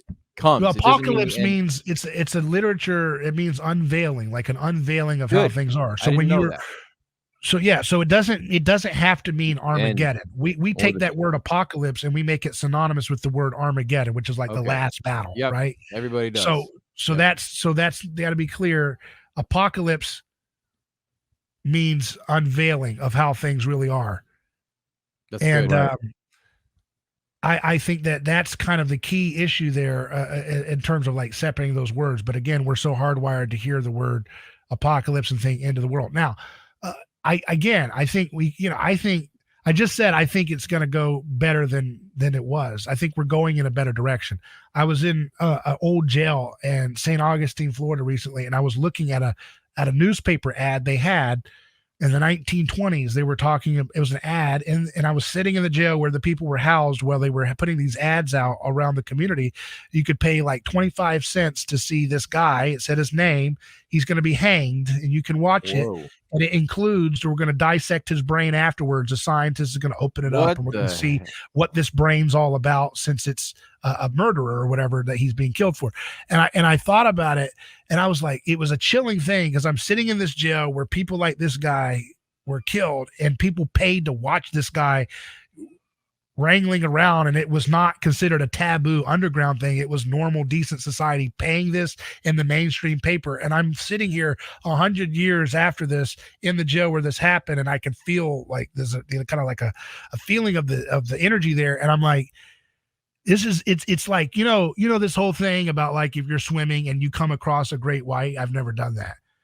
But what happens when you're swimming in life in an old jail and you're like come across the great white, and that's your fellow human species that you're a part of? Mm-hmm.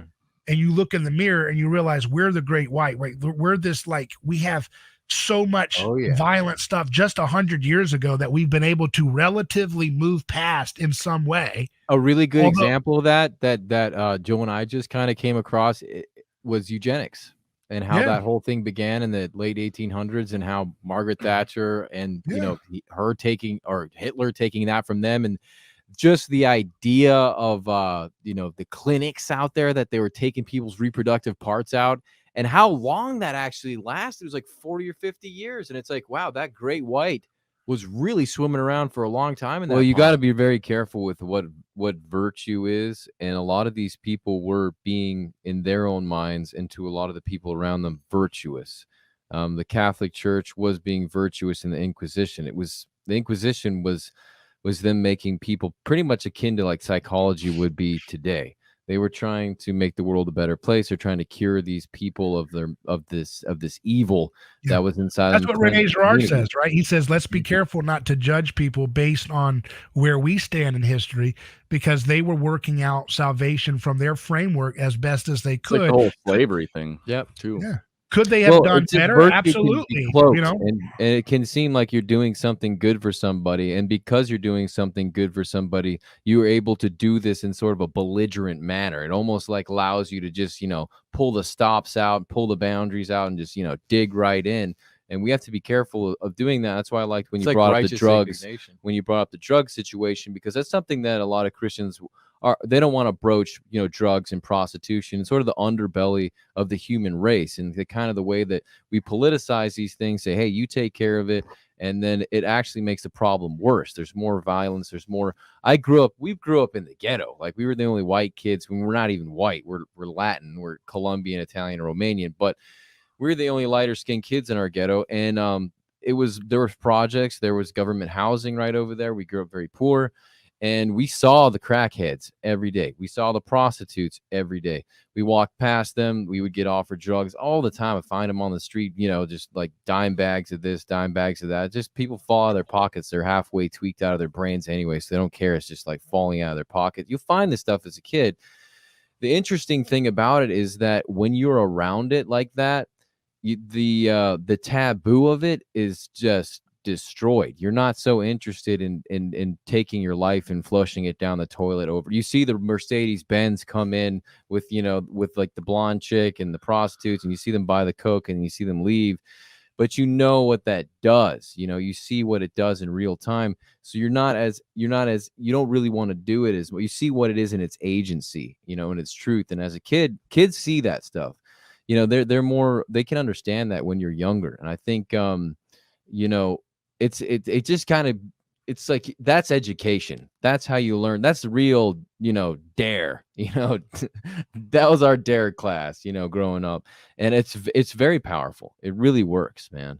And I think that's what you were kind of saying too, with like letting these sort of things do it, and taking Christ's approach. Like, we're not going to put them in rape cages or, get rid of it and act like it doesn't exist. So they have to go in these neighborhoods and support these habits. Makes for a solution, Hey man, I don't know, maybe I'm getting it wrong, but when I hear Jesus say, I'm going to judge people at the end of the world by who was there for the prisoner, you were there for me. I think it's okay for me to take that and say, yeah, and how about I go further, Jesus, and make sure we don't put that guy in prison, because he said, if you visited the prisoner, you visited me. Mm-hmm. You don't even realize how scandalous that is. We just pass by it. Like, what do people go to prison for? Many horrible things. Mm-hmm. It's like a call not to judge in a lot of ways too. Yeah, and he's saying, and you're staying in solidarity with. You're staying in solidarity with the scapegoat. You're staying in solidarity with the outcast. Yeah. Yeah. And that brings me, I as another representation of this idea of having governance when we don't need it.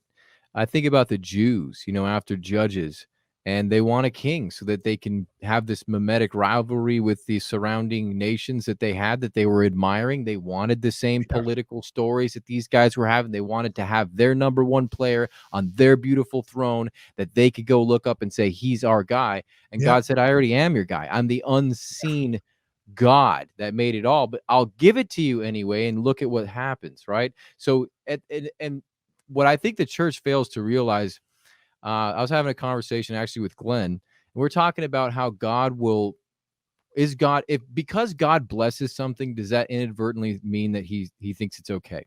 So look at Jacob with several wives, and he's having all kinds of problems with several wives. Does that mean, and he blesses Jacob, right? He has all these sons. They become the fathers of Israel. But does that mean it's okay to have a lot of wives, right? We see the implicit nature of the lesson is no, a lot of wives create hell for you. And but God will bless you despite it. And you see that played out again when they have the kings. So when Israel has the kings, God still blesses the nation of Israel, right? And he's still blessing America now.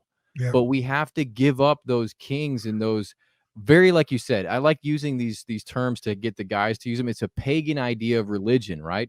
So our conservative side, which is I don't want anything to change, is that repetitious pagan idea of religion where we are not progressing in our ideas and allowing the church to facilitate growth in the means of bringing heaven here now.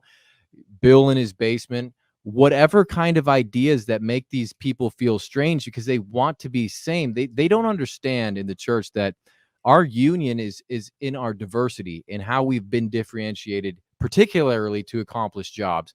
Yeah. That is what makes us so similar in the way God made us to do beautiful things. So if we have these cookie cutter churches where everything is the same, the worship is the same, the interests within the church are the same, everybody's doing the same stuff over and over again. It's like those Israelites under the king in that same exact religious pagan sort of beat and vibe instead of a fresh one where you get a deformed church that way. Right. Like I said last night, you get just like a talking head without a body.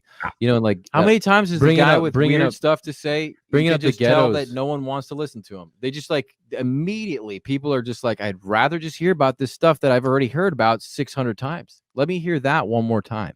It's like I'd like to step in it further because it's like I'll give you more practical policy things. If it's Trump versus Biden, obviously I want Trump to win. If it's Kennedy Jr., RFK Jr., I want Kennedy to win. I want, and if it's Obama versus Romney, I don't care. If it's McCain versus Obama, I don't care. If it's Bush versus Kerry, I don't care. If it's Trump versus Hillary, I want Trump. If it's Trump versus Biden, I want Trump. Now, here's what my litmus test is on that. Now, people get mad when I say that, right? Because I got a lot of purists. Because I just said that Christianity is the end of the state. Why am I saying I would go with Trump on that? Because Trump literally got friends of mine out of prison.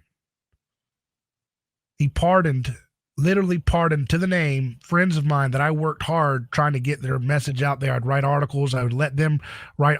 They would like one guy, Craig Cecil would write me handwritten letters and sometimes typed up letters in an old fashioned typewriter from prison and would mail them to me, an editorial. I'd say, send me an editorial. I'll type it and put it out on my media outlets that I write articles for, at Daily Caller or Newsmax or whatever. And so he'd send me these things and I'd type it up. It was his case about why he needed to get out. He was in prison for a nonviolent crime of helping trucks move marijuana.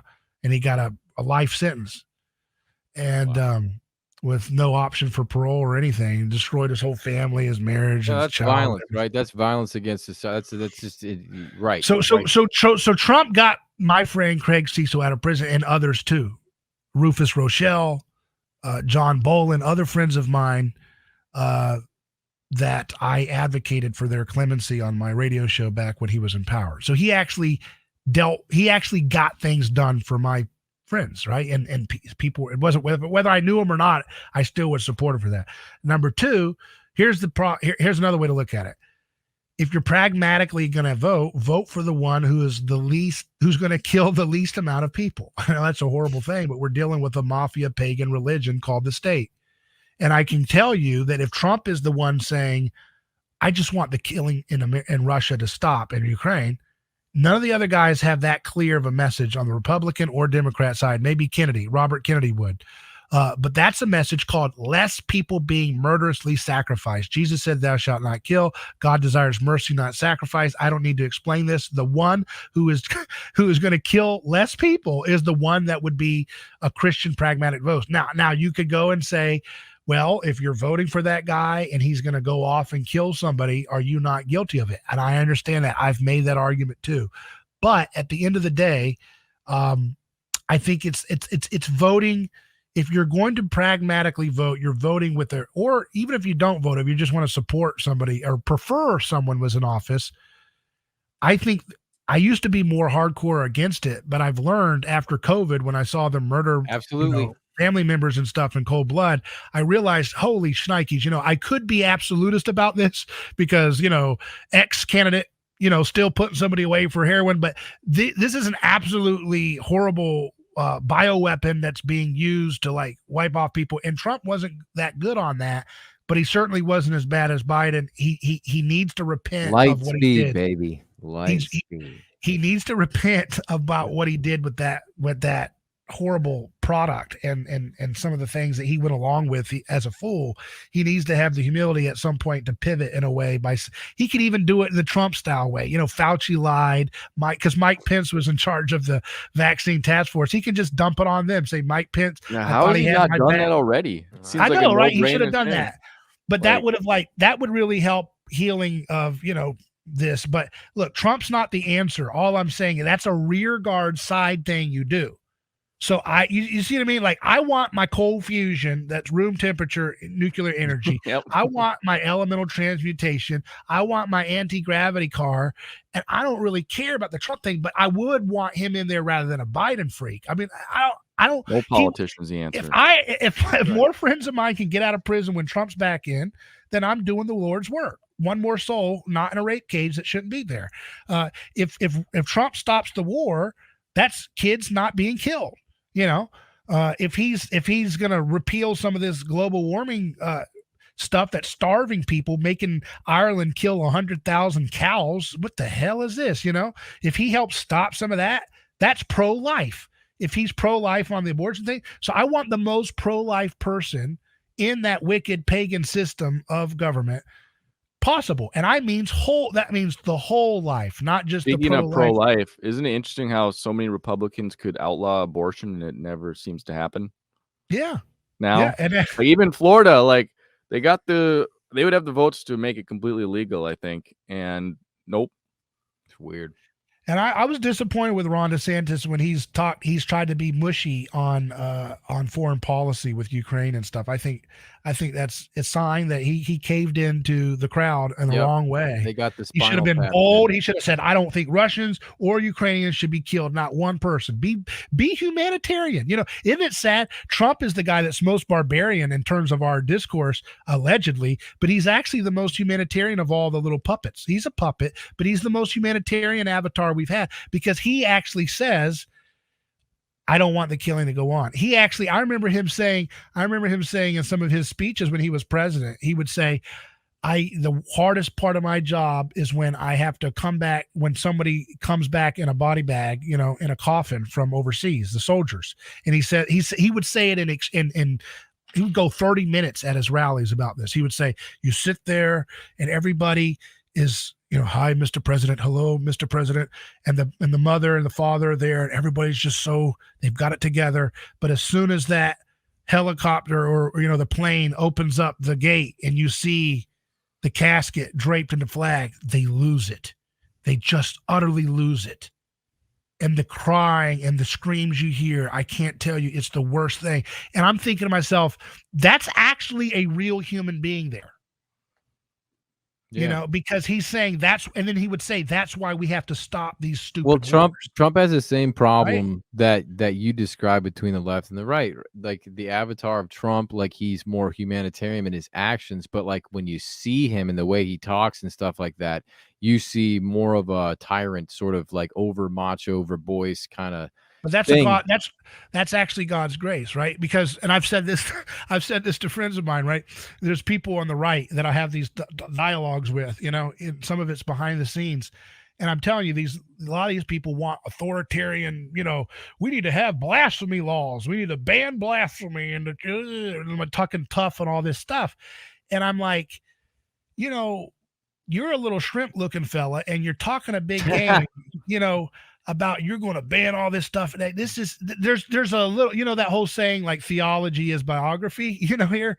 Well, you know? that's what the shrimps usually end up doing, though. They identify with the strong man. It's the same thing of like a very oppressed person is going to identify with a tyrant because they're oppressed. The more oppressed the culture is, the more inclined they will to be to a tyrant figure because of their oppression. They can't live out. Just like dominance, just like not live out dominance in their own life. So that's why it's God's grace. I think it's God's grace that Trump. I think it's God's. I'm gonna tell you this. I really think this. Because I'm not saying that Trump is the guy or whatever. I'm just saying God works on all of our stupid mistakes. He doesn't want us to have. It's important to see the truth from like the persona, like you brought up. The left, like they seem to be altruistic within the things they do. They care about the environment. They care about people's rights. The little guy, the guy that's getting picked on, don't bully the LGBTQ. Like they're a very small demographic, yet let's give them all the attention. Let's show this sort of altruism within our time and our resources. And then you have the contrast to the left or the right, who's conservative, who's just like you said, I believe in God, and let's keep burning oil and let's keep costs down and let's. You know, basically, people aren't seeing, they're not using, and that's why I like the red pill analogy for truth and the way that we're supposed to, as Christians, look for truth and be disciples of truth. And when we talk about the Great Commission being the order of what Christ has asked us to do in agency, as what does it mean to live in agency as a part of the body of Christ. So define your part within that body of Christ. Find out what you are. Don't identify with your pastor or the mouthpiece or the pretty eyes or whatever's getting the attention. Find out what you are, your precise cellular place within that body of Christ, and own it and really be a proponent of that agency, whether that's the pancreas or whatever cell in the body that you are. Find that communion and become a part of that, and then start getting involved. And that's the church's business, is to get involved within that co-creation of heaven on earth. Yeah, which is the great agent, which is the Great Commission, and the like you were saying, this is the incarnate Christ. This is the incarnate Christ, that metaphysical becoming physical, and making that exciting for people to do. Is what I think is what the church is missing a lot of. You don't even have to say metaphysical. I mean, you could, but you could just say, look, all we're saying is this guy did this in history. He healed people. He met them where their scarcity needs were. You have health afflictions are a type of scarcity, right? And same with like he helped his people say Jesus wouldn't use technology. I'm like, he got in a boat. He didn't swim. You know, he got in a boat to move around the Galilee. You know, he didn't swim laps around the entire Sea of Galilee. So he used technology to do efficient things.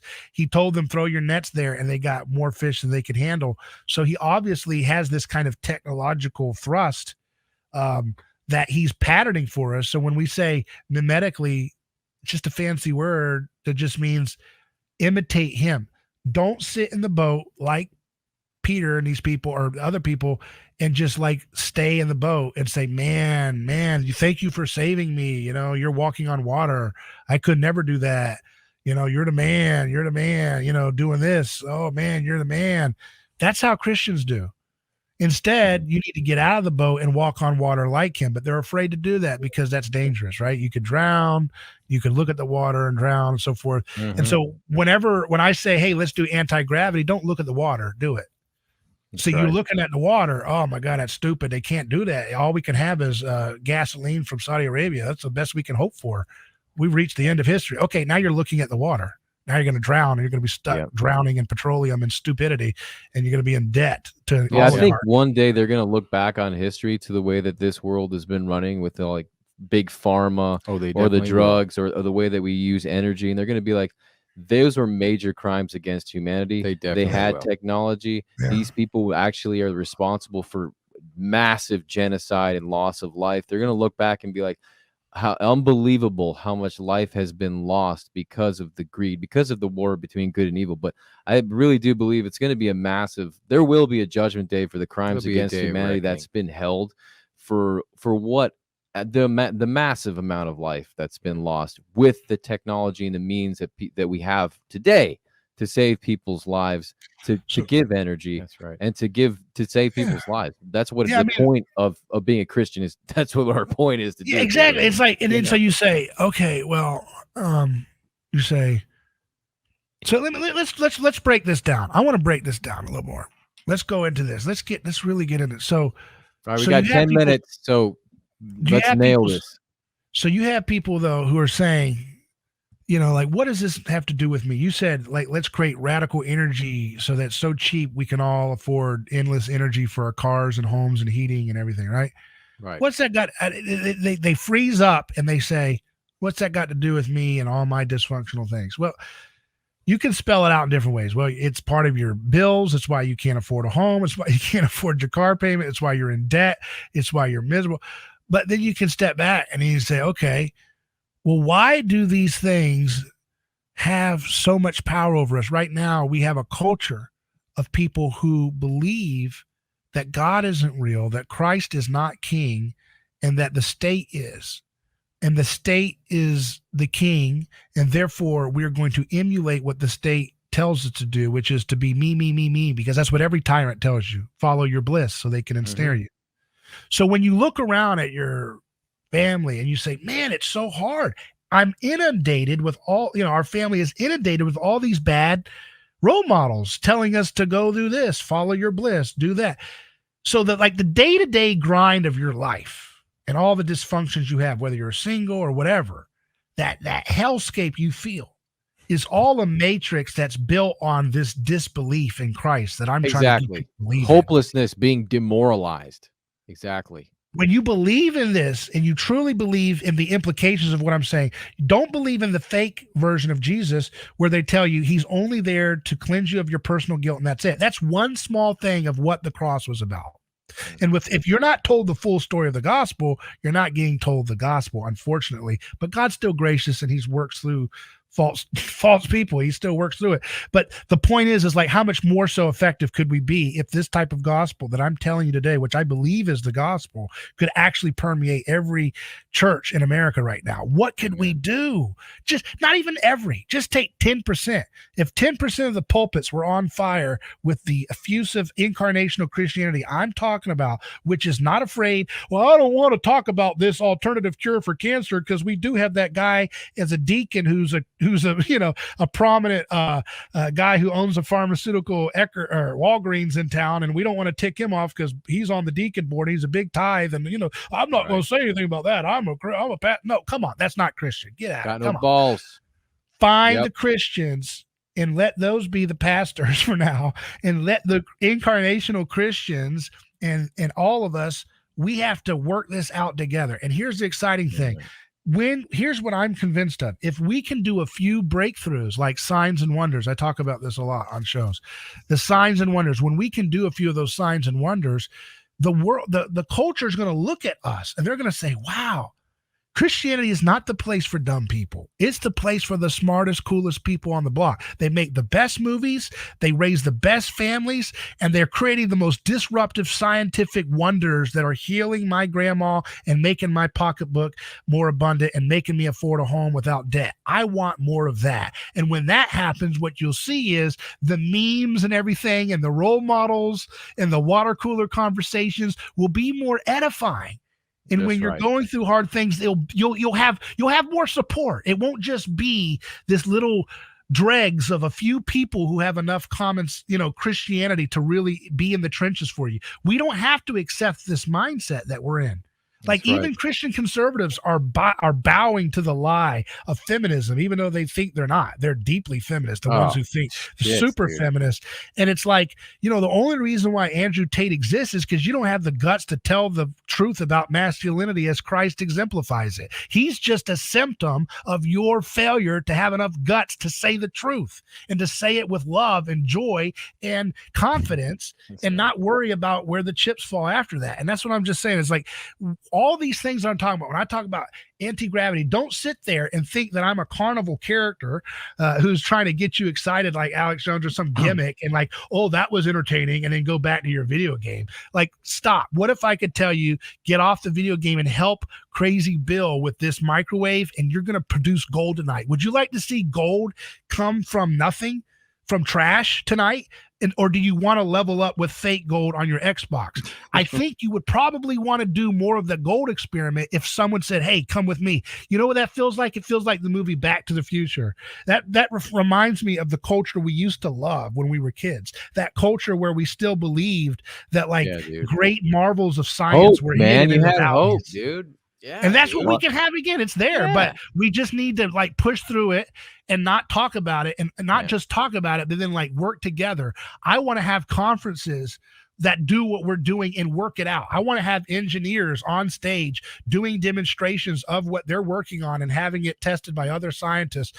Whether they're PhDs and I think people need to know that you don't have to understand the science to enjoy it. You don't have to understand the science to celebrate it, to celebrate your brothers who do have an understanding of that, moving the ship forward. And that's why we're doing it. And that's a beautiful, so well said, David. Thank you so much, Big David G. And I want to tell you, that's what we're trying to do here with the Iron Disciples. And I know that's what you're doing there, because to get these guys in the church is going to start with good men being good husbands and good fathers. And they got to take initiative. And this is why it's an online thing right now. And hopefully that percolates and grows and ebbs out. And people, the hope, the feeling that we can have during these conversations is real. That is a taste of that fruit of the garden of the past. This is our spiritual nourishment. And I don't want to just play church. None of these young men want to play church and continue reliving the same old script that's been said. So we're refreshed by you, David, brother. Absolutely. Thank you so much let's put a workshop of young men together. I'll come over there. We'll bring some crazy scientists with us if we can. Let's workshop this out. Let's teach young men how to do mimetic body language. So when you're doing a body language posture, is that inciting aggression in your partner? Are you creating scandal when you're not intending to? How to alleviate with ninja Aikido moves socially to de-escalate conflict in your life. And this is the practical stuff. This is the practical stuff they need, because I'm going to tell you, they're getting a lot of abstract stuff, and this is the practical things that they need. Joe and I have been stumbling through the memetic thing since we got you on it. We've been trying to educate ourselves, dropping little half-baked seed pockets here and there in the podcast, and people kind of like, what the hell are these guys talking about? But eventually this is going to grow, and that's how we defend ourselves, is becoming more memetically inclined towards Christ. And like you said, the smell of hope, the aromas of hope, the flavors of hope coming from Christ, there's nothing better than that. Yeah, and it's going to change. Yep, everybody wants it. So let's schedule that. We're serious about it. And you could teach us, man. We'd love to learn from you and be edified. I like, and maybe it's crazy, but I like trying to integrate really super practical things. Like we could even demonstrate in front of people, how mimetic insults work. Like I come to reach out, shake your hand, and you pull back because you didn't like what I said, and I reciprocate that. We can work that through. I wish, and I think I might have told you this before, I wish that middle schoolers and stuff were taught this. Absolutely. So that they know how to be superheroes in middle school. Because that's matrix level knowledge. That's like that bullet time thing. If you're a middle schooler and you know mimetic theory viscerally well, and then you see all these little fads in your school, and you're emotionally stable. You're emotionally stable. Your anxiety is gone. I mean, it's the biggest. Yeah, and then if you learn to and if you're a middle schooler, that's when you're kind of becoming of age and stuff. It's if you could learn mimetic theory and learn how to apply that, so that you're not just everybody's a jock, so I'm going to be a punk rock. okay, that's that mirror, mimetic reverse mirror I was talking about. So teaching kids, like, don't do that. I mean, don't just like hide your mimesis by watching your neighbor and then just doing the opposite. Like, learn. Okay, if you go into a classroom, this kid's messing with you and he's saying this, like, learn how to ninja Aikido that without, and these things are not hard in theory, but they are hard in practice. But if you don't have a map, right, then you don't have anywhere to go. And then you're just twiddling most people thumbs. they understand it, but it's like they don't have a nomenclature for it. They don't they can't Codify see they haven't seen like the elements and identified each one of them. So like I would love to, like, this podcast, you really kind of like scratch the surface of like what's going on, these issues, the politics, these just how do we handle them, or how do we handle them at all? Yeah. And then now we need to have the agency within what's our tools, what is mimetic theory. Let's get into what mimetic theory. Let's go in through all the examples so that we can give these guys these tools so that it's something they understand, like you were saying. Let's give them that. Yeah, and some kids, some people are going to like mythology, and that's there. You can do the high concept stuff too. It works nice and fluid, with the practical day-to-day stuff. Well, we want them to get into that. We do. Yeah. I mean, you want them to start getting a flavor for that kind of stuff, because ultimately the hermeneutic, like in our Bible studies, we teach hermeneutic. We try and, peel. There's guys falling asleep sometimes, but I'm like, if they get enough of this, they're going to start to desire the flavor. It's like in an Italian family, you start serving some broccolini. When you're a kid, you're like, this stuff is gross. By the time you're 17, you're like, give me an extra serving of broccolini. But so with that said, I see you guys as you guys could be the Mr. Rogers for Generation Alpha. That's the young kids being born now. You guys should be preparing yourself. I mean, you're working with Generation Z and everything, but Generation Alpha is this new generation. They're little kids right now. They're, be thinking about practicing with millennials and Gen Z. Be thinking about your teaching methods, adapting it to a young age. Adapt so you're that older brother figure that, is guiding Generation Alpha that's got a blank slate. Their slate hasn't been predetermined yet. They're still, toddlers and elementary. Soon they'll be middle school. But if you're reactionary, that's awesome. If you're reactionary, you're always thinking about chasing. Well, we still got to figure out the millennials, or we got to figure out Z. It's like, no, think ahead. You're not going to get your educational method down right tomorrow. Start working it out now in real time with Generation Z, but have your agenda be to be able to get it perfect for Alpha's perspective on the world, and to be their Mr. Rogers, so to speak, on your podcast, to like equip them to be like thriving in this world. And I want to reiterate something you said at the last, and I'll be the last thing I say before we close it down. But these changes, don't be I think you told it in so many words. Don't be disheartened by slower change, and just keep at it, keep doing it. If you're like the one guy in your church, keep going at it, and then connect with us, because like, it is the alpha gen. It's the kids. It's being able to integrate this stuff early that's going to have the ripple effect go the furthest distance. Because I'm not going to be able to convince an 11-year-old. I'm not going to be able to convince a 15-year-old, maybe. But those odds start to go down further, as you have more of a disconnect with your generation. So I'd love to have you come down. We would love to have you come down. And as a message to those guys who want to have impact, and maybe they're being demoralized by saying, hey, I've already been doing this in my church. Like, I love you guys. I love what you're saying. I've already been doing this in my church for 5-6 years. Yeah. Keep doing it, man. Keep doing it. Don't be demoralized. Don't feel like crap. Don't do Satan's job for him. Have that hope, and that hope is on a everlasting tap. God is the spring that he's inexhaustible. So even though it might not seem like the world is changing that quickly, and things are going straight to hell, keep the hope, guys. Do not become demoralized. And remember that Apple commercial everybody loves, where it says, here's to the crazy ones, the misfits, the contrarians, the ones that don't think right. And that's like such an Americana ad. Everybody loves that ad, right? But that famous ad is tapping into what we're talking about, and that's what I'm saying. Like, the Christian message that we're talking about, if you just live it out and own it, is the most exciting thing, because it's the one that Apple is pulling from when they say, here's to the crazy ones, the misfits, the inventors, the ones who don't sit right, the ones that don't think straight, the ones that are, off kilter. Every American wants to like rally to that, because that's the American underdog story. And that underdog story comes from Christ.